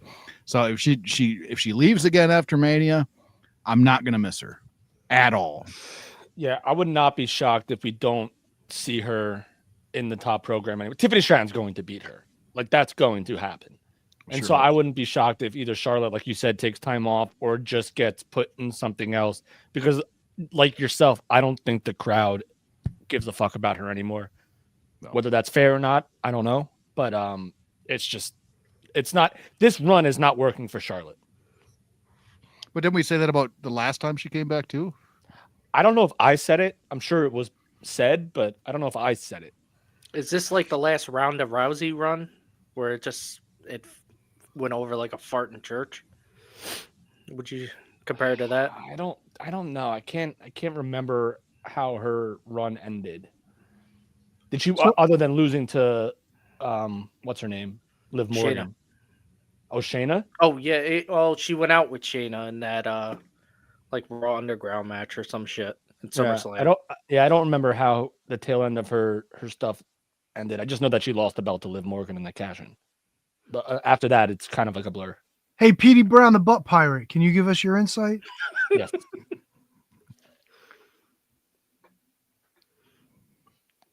My name is not Petey Brown. I'm One-Eyed Dick, the R of the Caribbean. On my ship, I'd throw her ass right to the seas. She'd sink to the bottom like she is every time she comes out in front of a crowd. Well, thank you. Anything else you'd like to know, wise ass? Wow! I don't know karate. You knock it off! But I can suck my own hook. Now, Tony, I feel like you kind of chime in? You think the Punk favor is stupid? I think it's dumb. Like, what purpose does it serve, really? I agree. 100% agree. I guess they can argue that it's just like mind fuckery, like, but there's no. This isn't for a championship, so at the end of the day, like, what? Who cares? Yeah, I saw somebody say that it's gonna end with Heyman fucking them both over and going with Rollins. I also saw that. Yeah, kind of makes sense if you think about it. Yeah, it does. How so? I don't know, just to fuck these two assholes over, like they both need Paul Heyman. Yeah, it's something. Like, why does CM Punk want Paul Heyman in his corner? Like, who gives a shit? He got his fucking main event. Yeah, because CM Punk is not in the position he's ever in without Paul Heyman, who went to bat for him. And I think the story is it's kind of the same thing for Roman Reigns. Like, they were more than just manager and wrestler. They became friends and family, and then Punk went away, and Roman was kind of the guy we all fucking hated until he came back, and he had Paul Heyman as the wise man, and he was the tribal chief, and we all stick our fingers in the air, and they became more than a manager and a wrestler. They became family. I don't know if One-Eyed Dick or whatever the fuck his name is raising his hand over there, or if you're just fucking with him. I think he's acknowledging his tribal queen. That's fucking funny, dude. That was didn't think I'd have to explain that one to you, dumbass. I didn't know. I can't see your hand clearly, and is it a finger? Or is it a mitt? Let me see your hand there, One-Eyed Dick, or whatever your stupid name is. Perhaps you should go to the optometrist. Let me see your hand, retard. Wow. I don't know. You can't tell if there's fingers there. There's a finger. Why don't you I don't know about his fingers, ass and but find out? that puppet's got a good grip. He can't put up just one. I can put up one thumb, which is a finger. All right, that's fair. I can also stick it up your ass. Get on a plane, buddy. Ask Arse. your wife. Flights are real cheap right now. I travel on a ship. Well played, sir. All right, well, get on the fucking Riviera then. I don't know how you get here by boat. Riviera. Ship, not boat. Hey, I What's just the swim difference now. between a ship and a boat? A ship is one letter away from shit. I Boat's suppose one I le- didn't do research on that. A ship's What? got to be bigger, don't you think? Let's take a trip on Petey's for fucking ship. His name is not Petey. It's One Dick Bill or something. What I dick? Hey, I'm the one with the bill. I'm a duck. What I dick? The yeah of the Caribbean. Hey, You say the I'm gonna grab your Orient dick. of the Caribbean? The yeah. Oh, gotcha. Yeah. I just want to shift gears for a second for one Dick Bill. What's What the I one dick? more- What I dick. How do you feel about your baseball team, the Pirates, removing Roberto Clemente's logo and putting up like a advertisement? Does that upset you? It's time for him to go. He's been gone for a while, buddy. What? Does he have to walk the plank? And Wait, this is how I find out. I mean, he's been dead for like 40 years, dude. That's right. No, I don't like this. Double T's got to ask him like as the fucking sock puppet. We're doing this. Come on. Yes, bring that sexy beast back. We're here on the fan. We're gonna ask one-eyed puppet. How do you feel about the Pirates taking down Clemente's number? Put up a hard seltzy advertisement. That is so good. Yeah, give us a call. 887 Wiz, whatever the number is. We don't watch baseball on my ship. I could give a shit. I don't got a TV on the ship. Okay. How do you feel about the Pirates stealing the booty from the other pirates? They've never stolen me booty. I've given them some booty. I've given it. Oh, so you're a butt pirate. Let me ask you this. I thought we've already established that. Familiar with Jean-Pierre Lafitte? Jean-Pierre Lafitte to my people is what Ludvig Borga is to the Finnish. What about what was the other pirate? Birch Hill. Is he a pirate? Yeah, we don't like Birch Hill so much. He banged his sister. Was he in the MLW Battle Riot? R.E.S. and the Blue Meanie. What other pirates? Wasn't Satnam Singh? Didn't he used to play baseball and now he's a wrestler? Oh, Kyrie Sane's a pirate. Arr. Wait, what? Oh, we like Kyrie Sane. Yes, we do. Oh, that's right. Yeah. All right. Big Pirates here. Big fans. Excuse me for a moment. Oh, here we go. The old steel curtain over there. All right. KJG, how do you feel about those Jets? Hey, we lost them. We're losing them. I don't know. All right. Gun to the head. Who's walking at a WrestleMania? Cody Rhodes or John Cena, champion? Kermit. I think it'll be John Cena. Because you can't see him. Lock it down. John Cena. Lock it down. What do you hear? What do you say? Oh, now we're going Gino Gods. Hey, I don't know.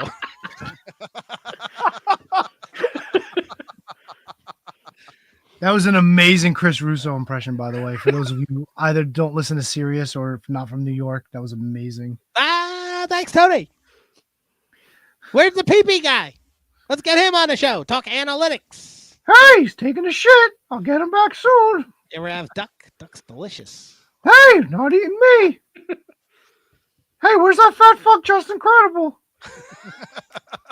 Hey, here's a little tip from me, your favorite duck. Don't eat the green cigars that are on the floor at the park.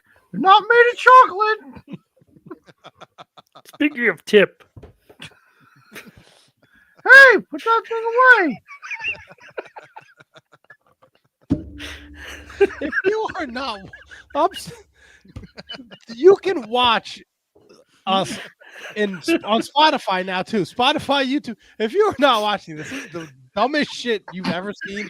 It is worth your time. It's hysterical. This will change your day in the best way possible. God damn. Holy shit, what a laugh fest this is. Fuck. Kevin Owens is hurt. He's gonna miss WrestleMania. Yeah, that bummer. sucks. That's a bummer. So now it looks like we're pivoting. And who do you guys want to see wrestle Randy Orton now at WrestleMania?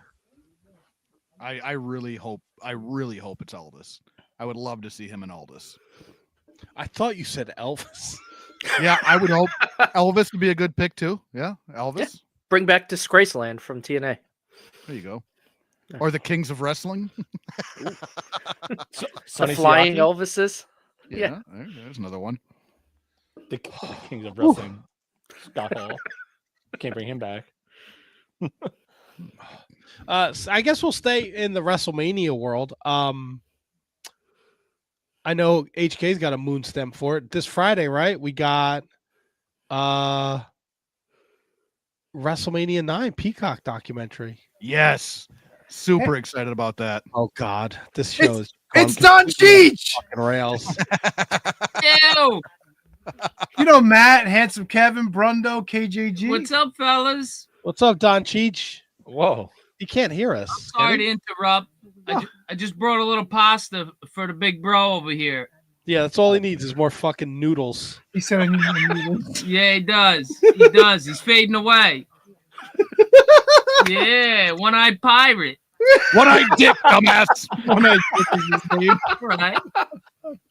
My mother's looking for a call. She's waiting for you guys to give her a call. I don't know. She got a new nightgown or something. I don't know what. Fucking Don Cheech. New nightgown, huh? It's a shame you can't hear No, I them. know. Jesus, I ain't telling your mom. Bring you some Yeah. food, right? All right, I'll be All right, back in a fellas, have second. Good night. Listen, Don you Cheech, my man. coffee here, right? Anthony made me do this. Let me see. Hi guys. Who's That's that? here. How come it's not big? How come it's not big? Oh, it's big. Nice, real nice. Gotta say it. It's Kermit, Brundo. Out Oh, of your shit. mom. I ain't showing you nothing because I got in trouble. Jesus Christ. Anywho, WrestleMania 9 Peacock Friday becoming a spectacle. I mean, are we excited for this documentary here, boys? I'm super excited. Super excited. I'm a big WrestleMania 9 fan. So like when I saw that, I texted you, and then some asshole corrected me. I don't remember who. And then, but no, it was like, I don't know. I think I'm in. It's probably the big minority that like I actually truly love WrestleMania 9. I still think it's a fun watch. So with them doing this documentary, I'm very, very excited. Even with the finish of the Brett Yoko stuff with Hogan. So, and that's part of it to me is like the spectacle of it. It was the first one like that they do this outdoor, this first one that has like this big backdrop, the big setting that, like, you know what I mean? Like there is so much going on to it as far as it being a show. That's the part that I love. Now, like the matches in it, like here and there, like you could be like, well, that match wasn't very good. Like I think Tatanka and Shawn was a good match. The Shrinkers and the Steiners, that was an extremely entertaining match. I wish Brett and Yoko would have went longer, but I don't like, I'm not going to condemn the card for like what happened in the main event. And quite honestly, I could have gone without it, but even with it happening, I didn't hate it.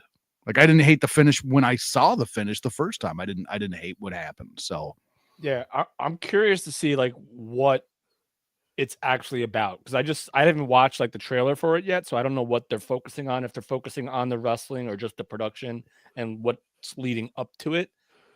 But like this show was like, I mean, it was pedestrian to me.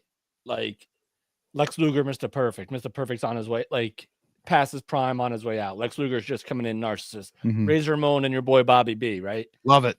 Yeah. Like If this show isn't 90% Crush, it's a miss. Brian Adams. You want it to be a Brian Adams documentary? Come on, that fucking Yeah. Brian Adams. I don't want to close my eyes. I don't want to fall asleep. Aerosmith? Yeah, I fucked it up. I was in my head. I was doing the Robin Hood song, but I went complete Armageddon on it. Everything I do, There it is. I do it for you. What's Thank you, KJG? KJG. KJG corrects HK show. That was one text. All right, it was just talking I was fucking having fun with it. But yeah, you good save on that, because in my head, I was singing the Robin Hood song, but it was definitely Armageddon. Here you go, HK. Fun fact: Brian Adams is on a Robin Hood song, and it's him, Sting, and Rod Stewart.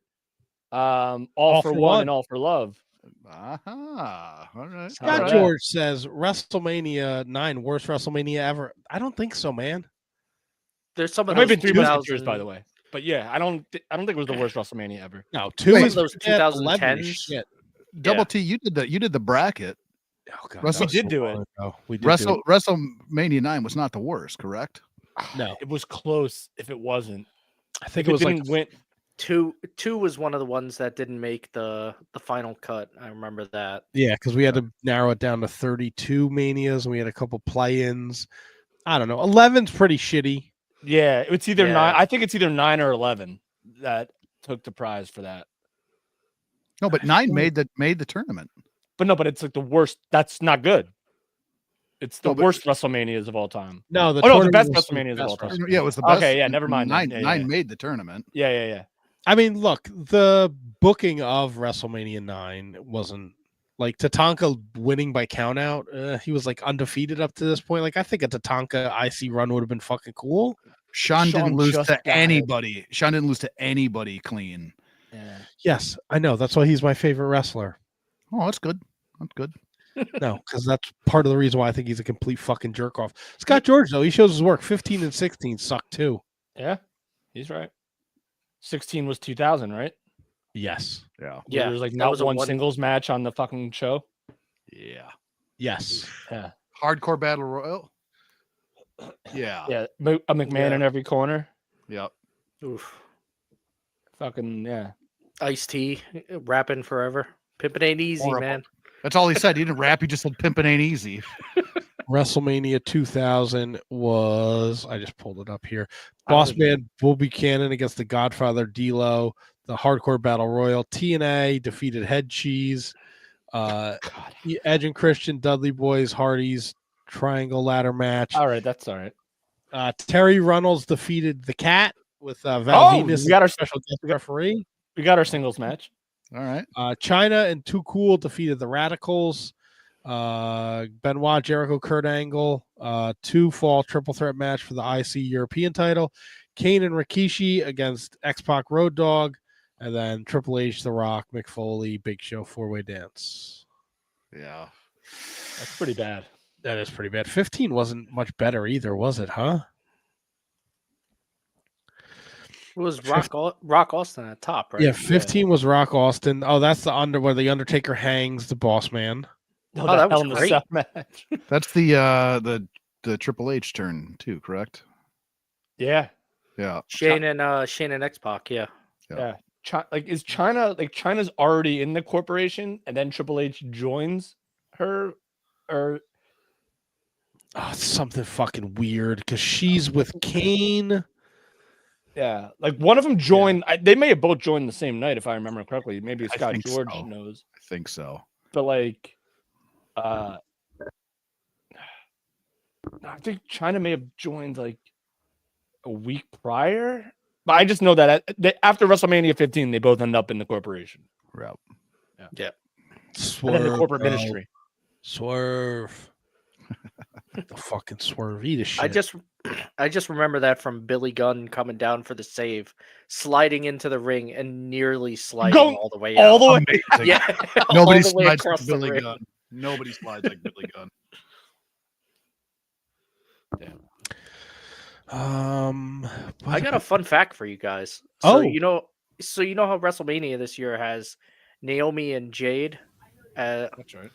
Do you remember the last women's match that didn't have a title 1-on-1? Oh, It was a long time before that. Was it Stephanie McMahon and Excuse Me and a fucking vat of pudding? That's what I thought. I had to look it up. It was Trish WrestleMania match. Oh, it was probably Terry against somebody in some fucking like fake battle royal shit. No. No. It's a single. It's a one-on-one match, right? You said, Brendo? Yeah, it was a 1-on-1. And So it was no a women's match for no title. Yeah. Huh. Are we going before the 2000s? No, it was after. It wasn't Trish Lita. That was a mixed tag. What was that bimbo that was tied to Zack Ryder? Does it involve her? Eve? Yeah. No, it wasn't Eve. That was a good. What you talking about when she kicked him in the balls? Or talking about Rosa Mendez because she was at one point. Jeez. Yeah, I'm not going to be able to pull this one. Wow. It's on a. It's I have it. It's not. It's not Mona. Do you guys want the WrestleMania? Since 2000? No, because that might give it away. It's gonna. I really feel like I just saw this too, like online somewhere. Carmella versus Brie Bella. No. Not even close. No. Is it Bella versus Bella? It's got to be like a Becky. It's got to be like a. No, but he's made it seem like it was longer ago, so it can't be like a Becky, Sasha, Charlotte type deal. Oh, Trish and Lita. Nope. No. Is it like Jacqueline versus fucking Sable or shit like that? No, it wasn't that. It was after that period. Is it like Beth Phoenix and like Jazz? Nope. Is it like? Did Karma ever have a WrestleMania match? No, she was denied her moment because she lost to Baby Brown Baby. Oh, Well, see you later. Back here if you need me. That's not even what the joke means. Like does now. Like, that joke was way before that happened.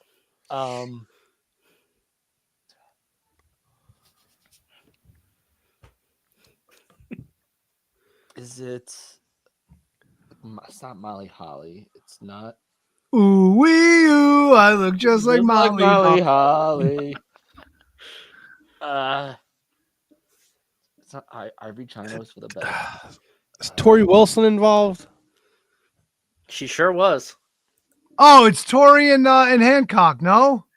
No, not Hancock. Is it Tori and Sable? Nope. Tori and Don Marie. No. That's a good Are we guess. close with any of them? Tori's in it though. Yeah, Tori's in it. This is fucking stupid. Like the Tori, like no, that not this, not what we're doing. That it's Tori. Scott George says Ivory. No, not Ivory. Jumping Jesus. Do we want what WrestleMania? Nydia? Is it Nydia? No, not Nydia. Do you want the Mania? Yeah. It was Mania 22. Tori was around in 22. 22. Is that Detroit? Did she come back? Was she still in the business? So it's not Keebler. We said her. Is it like Michelle McCool? Nope. I don't even know what 22 was. What year was WrestleMania 22? 2005? 2004. Let me see.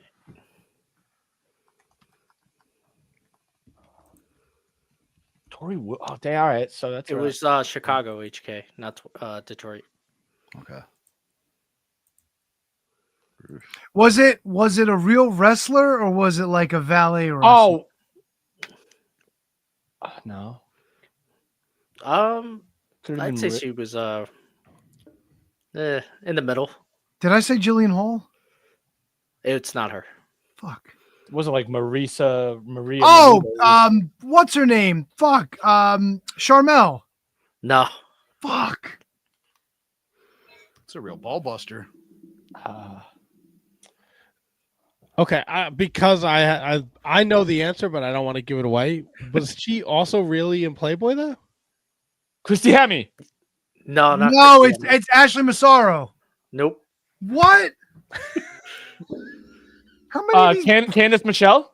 Bingo. Yeah. Tori Wilson, Candice Michelle in a Playboy pillow fight. Yeah, she was the last one-on-one. She was. See, I knew it was a gimmick match.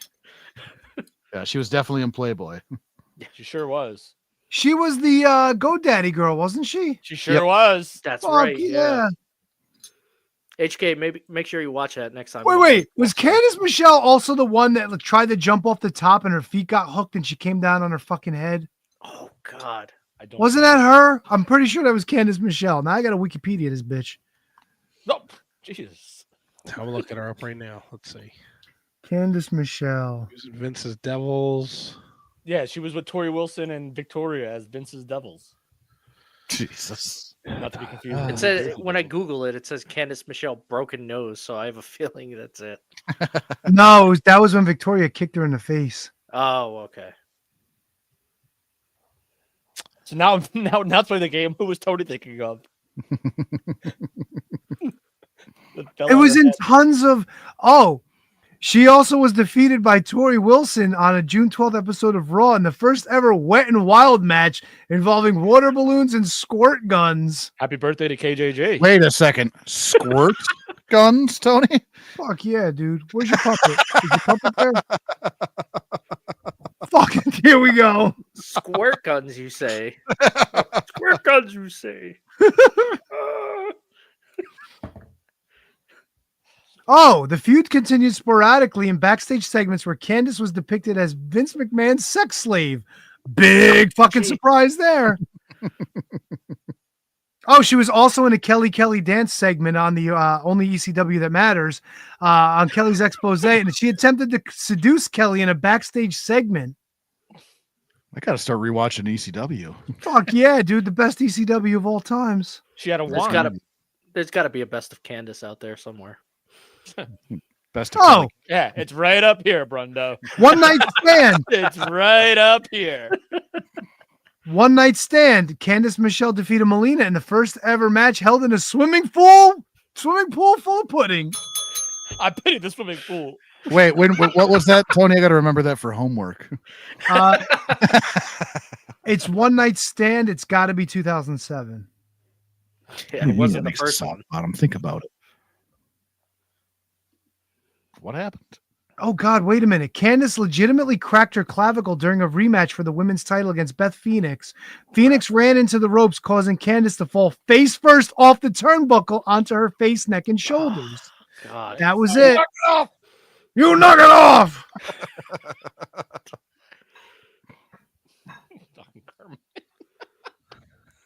Do I need to put the puppets back on? Let me get Chef Pee Pee back in here.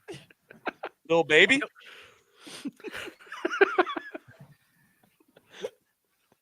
Are they like candy babies? Hey, where's Buck? I thought he was in the chat. Maybe he's got something to say about candy babies. Let's see. Oh, shit. 9 and 10 years old? Oh, yeah, that'll go over great. I was going to say that those were some dead eyes there. We got Dark Side of the Ring this week. They're going to do Vader. Hey, I want to do Vader. And it's a pee-pee time. And then Wednesday, the episode me and Brundo recorded with Abram Bump Kyle is dropping. Hey, where's your fucking puppet? I see Kermit. I see One Eye Willie. I don't see a fucking One Eye Dick. I don't see Sock Monster. And where's KJG's Jets puppet? My name is Fuckface the Dragon. Let's get this shit right, man. Do it's like Kevin putting his socks on. It looks like he uses a jerk sock. You said jerk sock earlier in the text. Do you still have a jerk sock? We don't have them on the ship. Do you just come in each other? No, in the ocean. Yeah, over the side. We call it chum in the sea. Seaman? It's cum chum. What if you put it in? You open your peg leg and you fill it with jizz. I think I already told you what we do with it. Well, back here if you need me. The peg leg's not hollow. No, is it full of jizz? I just told you. We chum the sea. I don't have ears. I'm sorry.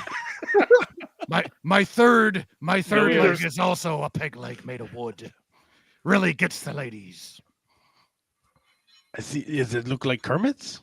No, it slivers their nether regions. I can't watch Brundle jerk off Kermit anymore. It's fucking disturbing. I can watch it. I can watch it all day. His hand comes up every time. Dude, bro's gonna put like a picture on Instagram tomorrow of a salad that he just made, and it's gonna be that. Why'd you stop, Kermit? Why'd you stop? What a great salad this is. Ooh, it smells like Compliments jizz to over the here. Ooh, stinky jizzies. Thank you, Frog. Thank you. Do we want to do our homework? Sure. But of Shit, I course. forgot about it. Huh. Not a slight either. This was a great homework, I thought. Yeah, nice little snackable content. So KJG gave us homework last week. Oh no. That's the wrong banner. No, it says homework. It said it right there. No, it didn't. It said Shining Wizards Network. Jesus Christ. Are you One-Eyed Tony? I'm trying to stand up for HK, bro. I'm trying to, he's doing his best. Yeah. Hey, anytime. One little guy to another. Why don't you guys get your fucking shit together, please? Hey, how about I shit on you? I'm a duck. I can fly That's over something your I'd house. like to see. Hey, get that cat out of here. That's a very realistic looking puppet, Matt. Yeah, put your hand up there. See what happens. I don't know why you gravitate towards the duck when the chef was so fucking brilliant. Hey, nobody gives a fuck about the duck. Okay, I so love KJ, the duck. I love to fuck. I'm a fucking duck. That's what I love the most about the duck. Yeah, She loves to fuck. yeah. Lay some eggs. We have some breakfast. Then we fuck. We scramble the eggs. Fuck yeah, right in my ass. Confit. With my KJG hook. assigned us 2009 TNA Turning Point Homicide Amazing Red. Why did you give us this for homework, KJG? So, for no other reason than Homicide had his last match. He is no longer an active professional wrestler. So, I wanted to think of a match that was a little outside the box other than his great stuff. You could pick any match that he had in Ring of Honor, stuff with Daniel Bryan, Bryan Danielson, all that stuff. I wanted to go a little obscure, little TNA action. So I picked Turning Point match with Amazing Red, and also because there was a little special bonus in the storytelling of this match where Don West was the personal promoter of Amazing Red. This is for the X Division Championship. The match itself was great, short, I want to say about an 11-minute match, maybe 12-minute match. I think it was less than that, actually. Well, with intros and stuff, I think it was the total runtime was like 13, but actual in-ring was about 11 minutes, I want to say. And it was a fun match. The crowd was insane, chanting continuously for Amazing Red. He's amazing. With Don West out there, I thought that was interesting at the time. So that's why I picked it. And I thought the match was fantastic. X Division Championship, Amazing Red. Does retain the championship in this match, so I thought it was a dope match. I think that the part that I loved about it was also the part that bothered me about it. Don West. No, I for the most part, I just kind of I just tried to forget that he was even out there. But like watching it, and again, I enjoyed the match, but the thing that I loved about it was also the thing that really bugged me. It reminded me so much of like a Rey Mysterio Dean Malenko match, which I love when those guys work together. But watching it, I was like, boy, they're doing such a good job of implementing different elements, like Homicide with like more power moves, but still, not a big guy. So like right away, I was like, this is Dean and Rey all the way, which is something that I love, but I could not stop fixating on like, I think I've seen this spot with Dean and Rey. Right, and that's a great like contrast or a great comp. but like Homicide is so much more. I think he's a lot bigger than Red as opposed to Dean Malenko was to Ray. Well, I had Amazing Red as Ray and Homicide as Dean. Right. Yeah. Yeah, but I think that's the size difference is a little more like different than. But your point is well taken, and it's a great one. And so that's another reason why, like, not even thinking about it until right now, until you mention it, that it's such a good comp. And you're right. Homicide was doing the Dean moves. He was playing the bigger guy, right? You have to play the bigger guy, and you have to work with the smaller guy like Amazing Red. And Amazing Red, man, God, he's so good. Like, he's so good. The one thing that I enjoyed was like Homicide would let things sink in too. Yeah. But he would show charisma, and like that was the one thing. Like while I was watching it, I was like, okay, well, Dean didn't have that same kind of charisma about him to turn and play to the crowd after he hit something big, or you know what I mean. Let that sink in and kind of pull more heat. That's not the way he worked. Right. So that Homicide is way more of a character than Dean was. Yeah, of course. Yeah. Yeah, he was a tremendous asshole in this match, and I mean that in the best way. Like, you didn't always get to see that from Homicide, too. Yes, exactly. So he was just like right in his element in this match. Yeah, I love the Homicide Rock of the Misfits shirt. It was fucking cool. Yes. It's nice to know that Taz's yam bag shtick isn't something that he's just picked up in AEW. Great. And here's a fun trinket for you, KJG. I know the crowd was wild because there were plants in the crowd, and one of them was Brian Minarick, who got us those passes to that Ring of Honor show at the Hammerstein Ballroom. He's in the front row. Every time they pan to Don West, he's got like a blue shirt on. I noticed him immediately. Did you know that? I knew he worked for TNA. I didn't know he was in the front row for this. He wasn't the emo guy in the front row? You see that guy? No. With the shitty emo haircut and something like that. He was like front row center. No, because this kid was off to the wherever Don West was. He was a little towards the left of Don West. Okay. Yeah, seeing Don West out there too as the like promoter was weird. Yeah. But the match itself was an easy watch. It fucking flew by. I did chuckle every time the GWN network thing would come up. The Global Wrestling Network. The only thing that really bothered me was every time they went to like the ringside camera, it was like Kevin Dunn was fucking filming it.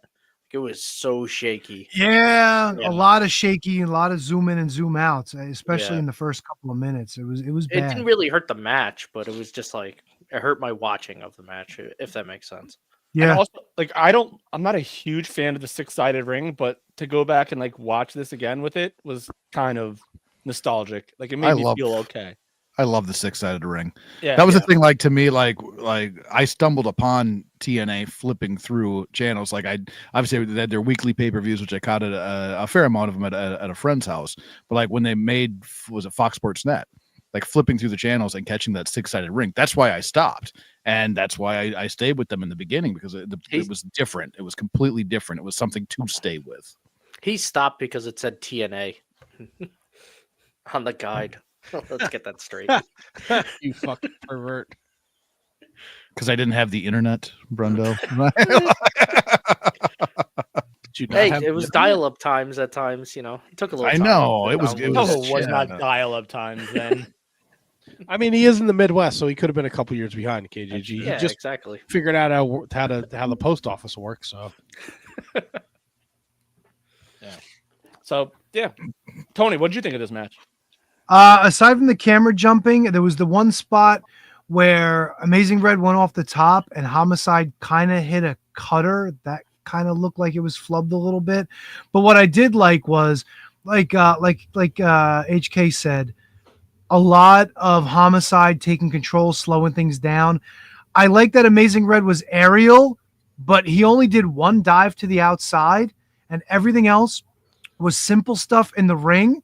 It looked flashy, but it wasn't over the top flashy, and it was all effective. And the finish was exactly the finish it needed to be. Like there were a couple of kickouts at 2, like early on, where it was like they were good false finishes. But that last one, when he hit the code red, like that was it, done, over. And thank God for that, you know? Yep.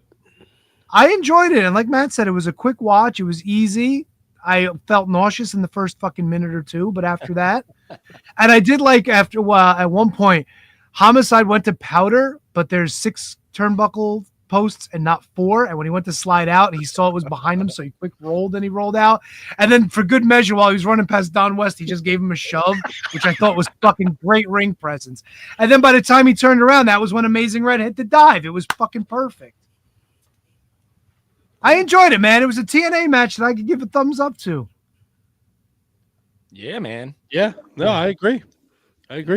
Great pick, KJG. Is there anything else anyone would like to add about this match? Oh, did anybody else think it was weird that Amazing Red was just like kind of holding the belt and it was always like snapped together? Like it was just weird. Like you figured he would have it on his shoulder or around his waist or something, but it was like just kind of snapped and he would just hold it up. I don't know. So he's holding it like this, kind of. Exactly, Brundo. That's a great puppet you got there. Brundo never misses an opportunity. Fucking smarter than you are. Shining Wizards champ. Better than you. Oh God, Brundo's gonna fucking Brad Maddox that fucking belt.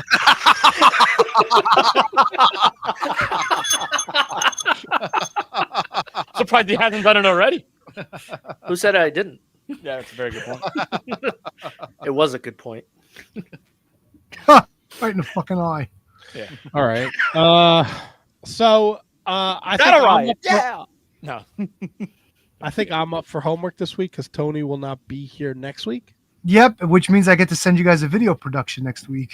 Hell yeah. At least I know I'm doing video next week, and I can. Are you not going to be here for the Maniac Glenn Osborne? No. No. It'll be 2 people yawning for a fucking interview. Wow.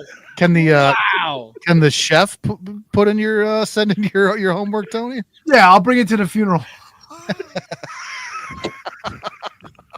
You're gonna send us a video from the funeral? No!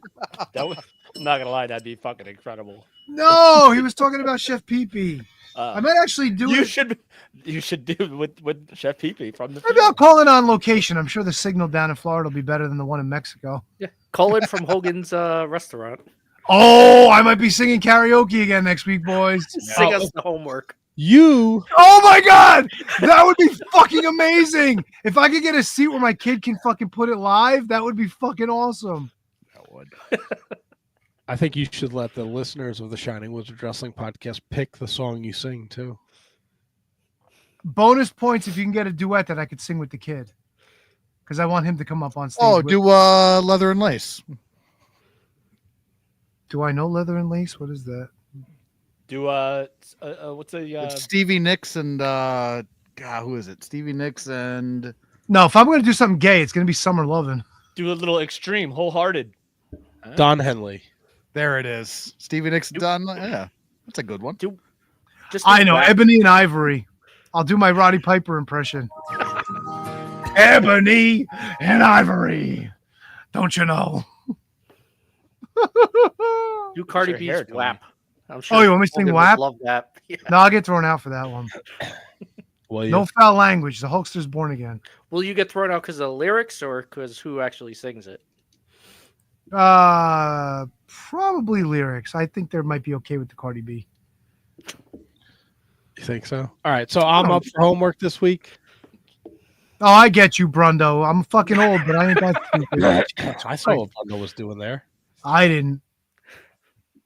Gotta comb my hair. All right, so I was gonna flip a coin because I love making Handsome Kevin miserable. So there were 2 options that I was gonna go with, and I think I landed on the lesser of the 2 evils. Why? Oh no, that's never a good sign. No, I think it is. I don't think it's bad. I just don't think it's something. We'll find out next week. But I decided for your homework, you're going back to 1983. New Japan Pro Wrestling. Oh, I thought you were going to say Iron Sheik beats Bobby Backlund. Dynamite Kid, Tiger Mask. Okay, I'm All down. right. Best of Super Juniors, yeah. Whatever the fuck it is. April of '83. Or is it for like the Junior Heavyweight Championship or some shit? Or is it not? I don't know. I don't think it is. I think it's just like one of their first encounters. I do know that it is a 5-star Meltzer match. God damn. It's just big fight series 2, night 19. It is the Night 19. They were over there for like 5 weeks at a time. It's the second ever Meltzer 5-star rated match. The first Terry Funk and Jerry Lawler. No, the first was Butch Reed and Ric Flair at a house show. Wow. Let's see. Yeah. What did I say? 83? Yeah. Yeah, he was there from April 1st to April 21st. He wrestled 19 fucking matches. 1, 2, 3, 4, 5, 6. The bad back. 83, he wasn't fucked up yet. That's what led to it. Yeah, this match is for. This is for the WWF Junior Heavyweight title. It's the title is vacant. Ooh, crowning a new champion too. So that is the homework. I think you will enjoy it. I think it's one of those things where the length of the video is not the whole match. I think the match is over before. Then there's no need to watch the rest of the video. Oh. But I'll let you know. I've been doing this wrestling journey, right? And I've been watching a lot of stuff from 1981. I think the wrestling, some of them maybe. First of all, the referees in the 1981, some of these companies, they're fucking bad. They're fucking old. They take forever to get into position to count. And then some tag team matches have 2 referees. Is this WCCW? WCCW, where they have Bronco Bronco Lubick or whatever. Or Lubick, He's sure, old as yeah. shit. Houston Wrestling, they have tag matches where they have 2 referees. Bronco used to be a wrestler. Yeah, well, he should have like stayed the a fucking 30s. wrestler. And here's my hot take for the night. I don't think there's anything special about Bruiser Brody. There's not really. He's just a fucking bully. There's nothing. His matches are fucking boring as shit. Well, I mean, what are you watching? Like, who are you watching him work with? He's in Japan. So he's working with names. Oh, yeah. Bronco Lubitsch. Good call, Scott George. That's the name. Yeah. Hey, quick point while you're talking about this. I've been watching All-Star Wrestling. It went back to 1978. Uh-huh. Does the name Frankie Williams ring a bell? Is it the guy that Piper hit with the coconut? No, that was Snuka, but yes, he was the first guy that Piper beat up on Piper's Pit. So, sorry.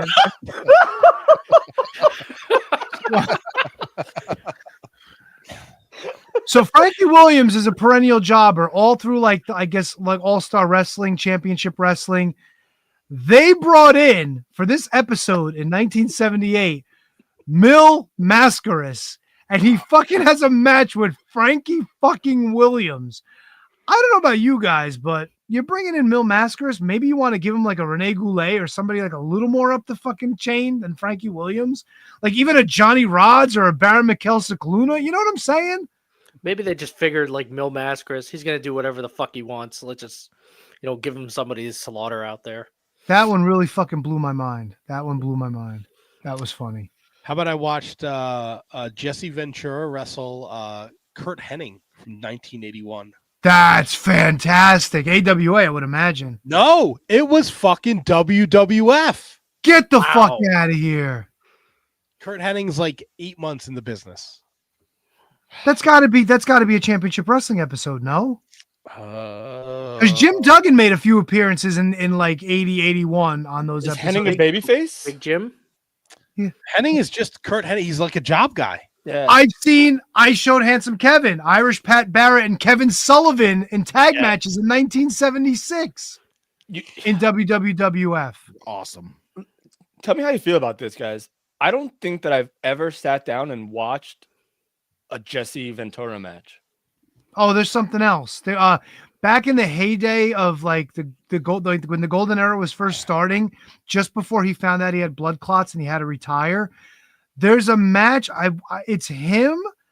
I want to say he teamed with Adonis, but maybe not. Or maybe he teamed with Valentine and Beefcake, and the three of them beat the Hillbillies on like a fucking garden show or something. It was fucking amazing. He even cut a promo the month before saying he was going to come beat up the Hillbillies. Let's have a serious conversation. Was he good, Jesse Ventura? Like as an actual wrestler, like was he good? He was probably below Billy Graham on the actual wrestling, but in terms of like the showboating and like the flamboyance, he was definitely that's where his bread and butter was. He was what he needed to be in that era. He drew fucking fans to the building. He talked them in. He was like, did he? All right, yeah. Like Austin Idol was at that point, and like all these other guys that you just everybody would want to see the promo for him, and then they knew they'd have a sellout that week. Like, does any Jesse the Body Ventura match stand out? Like that you can like pick, Matt? Like, I mean, if you want, you could probably go back to AWA when him and Adonis were the tag champs. Maybe their run there. Maybe you got some good ones. I don't know. I don't know. Singles. No, like tag because they were the tag champs. I know that the East West and all that. But singles, I don't know. I just remember a lot of his promos from the AWA too. That's kind of about it. Yes. So also like watching this footage, like I came across an AWA show. It was Hogan and Ventura. And it ended up being from Christmas of '82, but I didn't realize it till it was halfway through, and I don't know how it got mixed up. But whatever. Like it's something. It's wild. Also, like the great Kabuki gimmick is like Kabuki. That fucking promo, dude. I watched that. It's so fucking crazy. Are you a soldier, Kabuki? Are you an errand boy? And it's so crazy because I'm watching this all in chronological order, but it's like Kabuki's in Georgia Championship Wrestling, but he's also working like he's in this fucking crazy feud with the Von Erichs in WCCW. Him and fucking Fritz have this. I just watched it yesterday. I want to fucking poke my eyeballs out. Him and Fritz, 25-minute fucking Texas and oh my god, like the blowjob that the announcers are doing on Fritz Von Erich and the Claw. I know it's his promotion, but Jesus fucking Christ. You got to put that over, man, because then that gives power to the kids. Like the kids trained with their dad, so now they have the power of the Claw too. Yeah, he had the thing where he would miss with the Claw. I think it was him or Baron. I'm pretty sure it was Fritz. He would miss with the Claw and get his hand stuck on the turnbuckle, and they said like the grip, he couldn't get his hand off. That's fucking awesome. They do the claw to the face. They do the stomach claw. Stomach claw rules, dude. Yeah. You could digest somebody's dinner if you were strong enough. And then Brundo asked me, because I put it in the chat a couple of days ago, I ended up watching a bunch of stuff when I was at the gym. Nick Bockwinkel, Billy Robinson, which was fucking awesome. Yep. And then on that same card was a Kurt Hennig versus some Evan Johnson guy. It was like a prelim opening match. It went 10 minutes. The crowd shit all over it. Of course they did. But it's fucking... That's surprising, too, because it was in Minnesota, right? Or AWA? Yeah. You think Kurt would at least have, like, the Larry Hennig rub. He's there for 20 years before that. Yeah, but it's fucking 1981. Like, they just... yeah.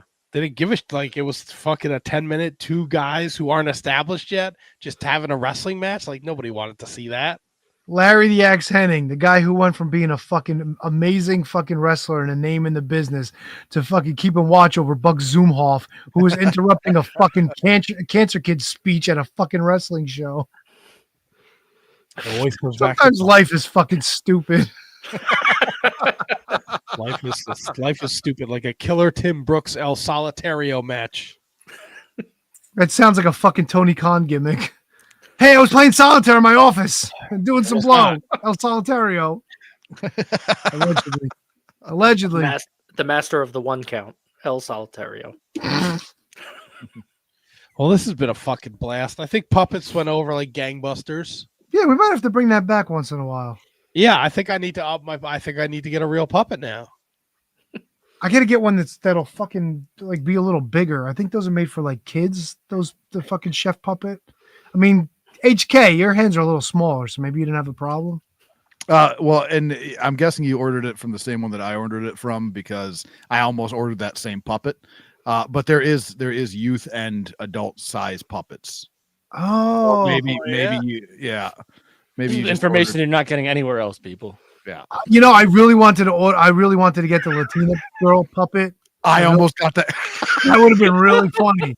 Oh, I was going through them. I'm like, all right, what do I get? Like, I'm like, oh, I could be a police officer. That's great. Yes, I saw that one. Yeah, too. yeah. I was like, be a construct. Like, oh, a nurse. Like, I could be an old woman. Sold. And then I'm like, I don't know. Does the pirate have a hook?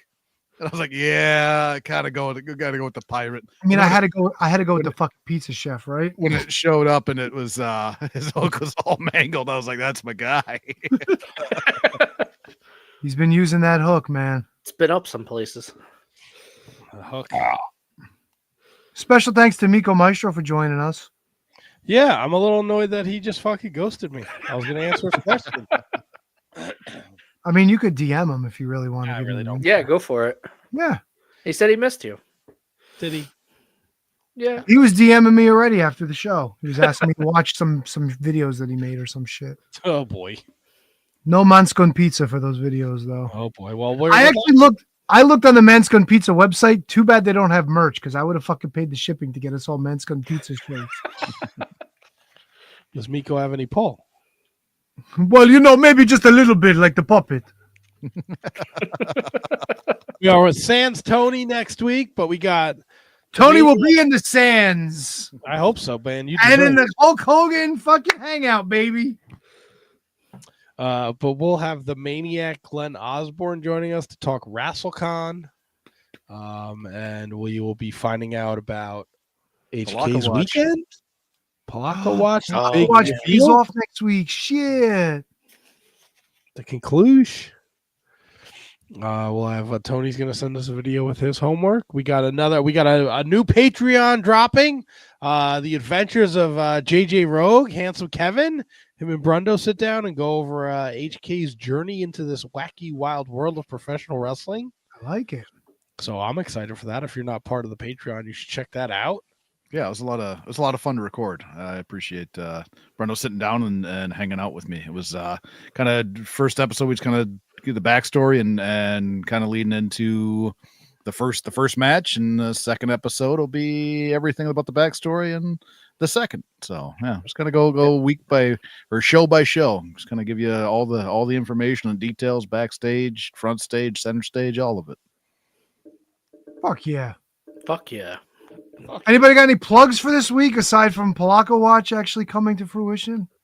Like I said, me and Brundo, our episode we recorded with Kyle from the Apron Bump podcast will be dropping on the 9th, April 9th. We covered Glory by Honor 3. Glory by Honor 2004. Yeah. So we had a really good time. We had like a lot of fun, like a ridiculous. Oh my amount of god. fun. Yeah, it might be the last Apron Pump podcast. No, come on now. Oh, and plus you guys give the list of people who are dead to the Wizards. We just go over, people who have done some apprehensible acts. Reprehensible acts? Yeah, that's the word I was looking for. We write apprehensible acts down. Please. Fuck, I thought that other one was the winner for sure, too. Oh, I got a whole bunch on this one. Apprehensible acts. It doesn't matter. That's it. That's Yeah, that might be. Hey, Molly Rogue checking in. HK is wrestling on Friday and Saturday in Rochester. Yes. Thanks. Polaco Watch. Leave Molly alone. She's a dear soul. She's the best. Yes. She's the best. Looking out for me and Tony with our trip out to Minnesota. Yeah. Tubre. Yeah. Yeah, buddy. Yeah. I think that's it, right? All right. Don't Barry Horowitz yourself, Molly. Jesus.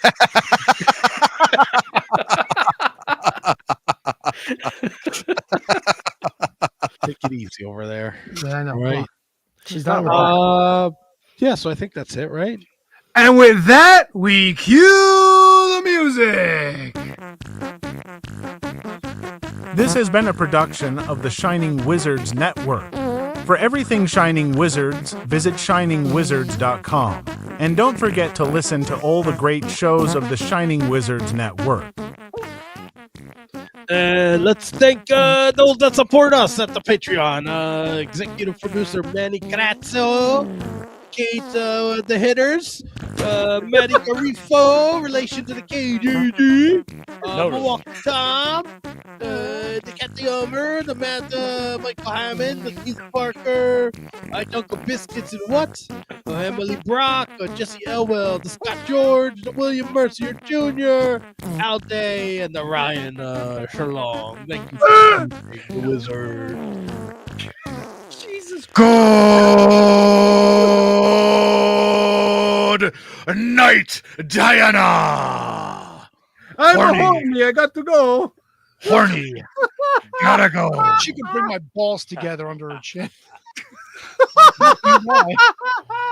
Speaking of needles and penises, Gwen Stefani, will you pee-pee on me? I've got the Yes, pee-pee. Somebody asked you. Yes, she will. Dump status Tony. Eat a shit. Somebody hit the fucking button. Yeah, I got to defend my boyfriend. With the girl.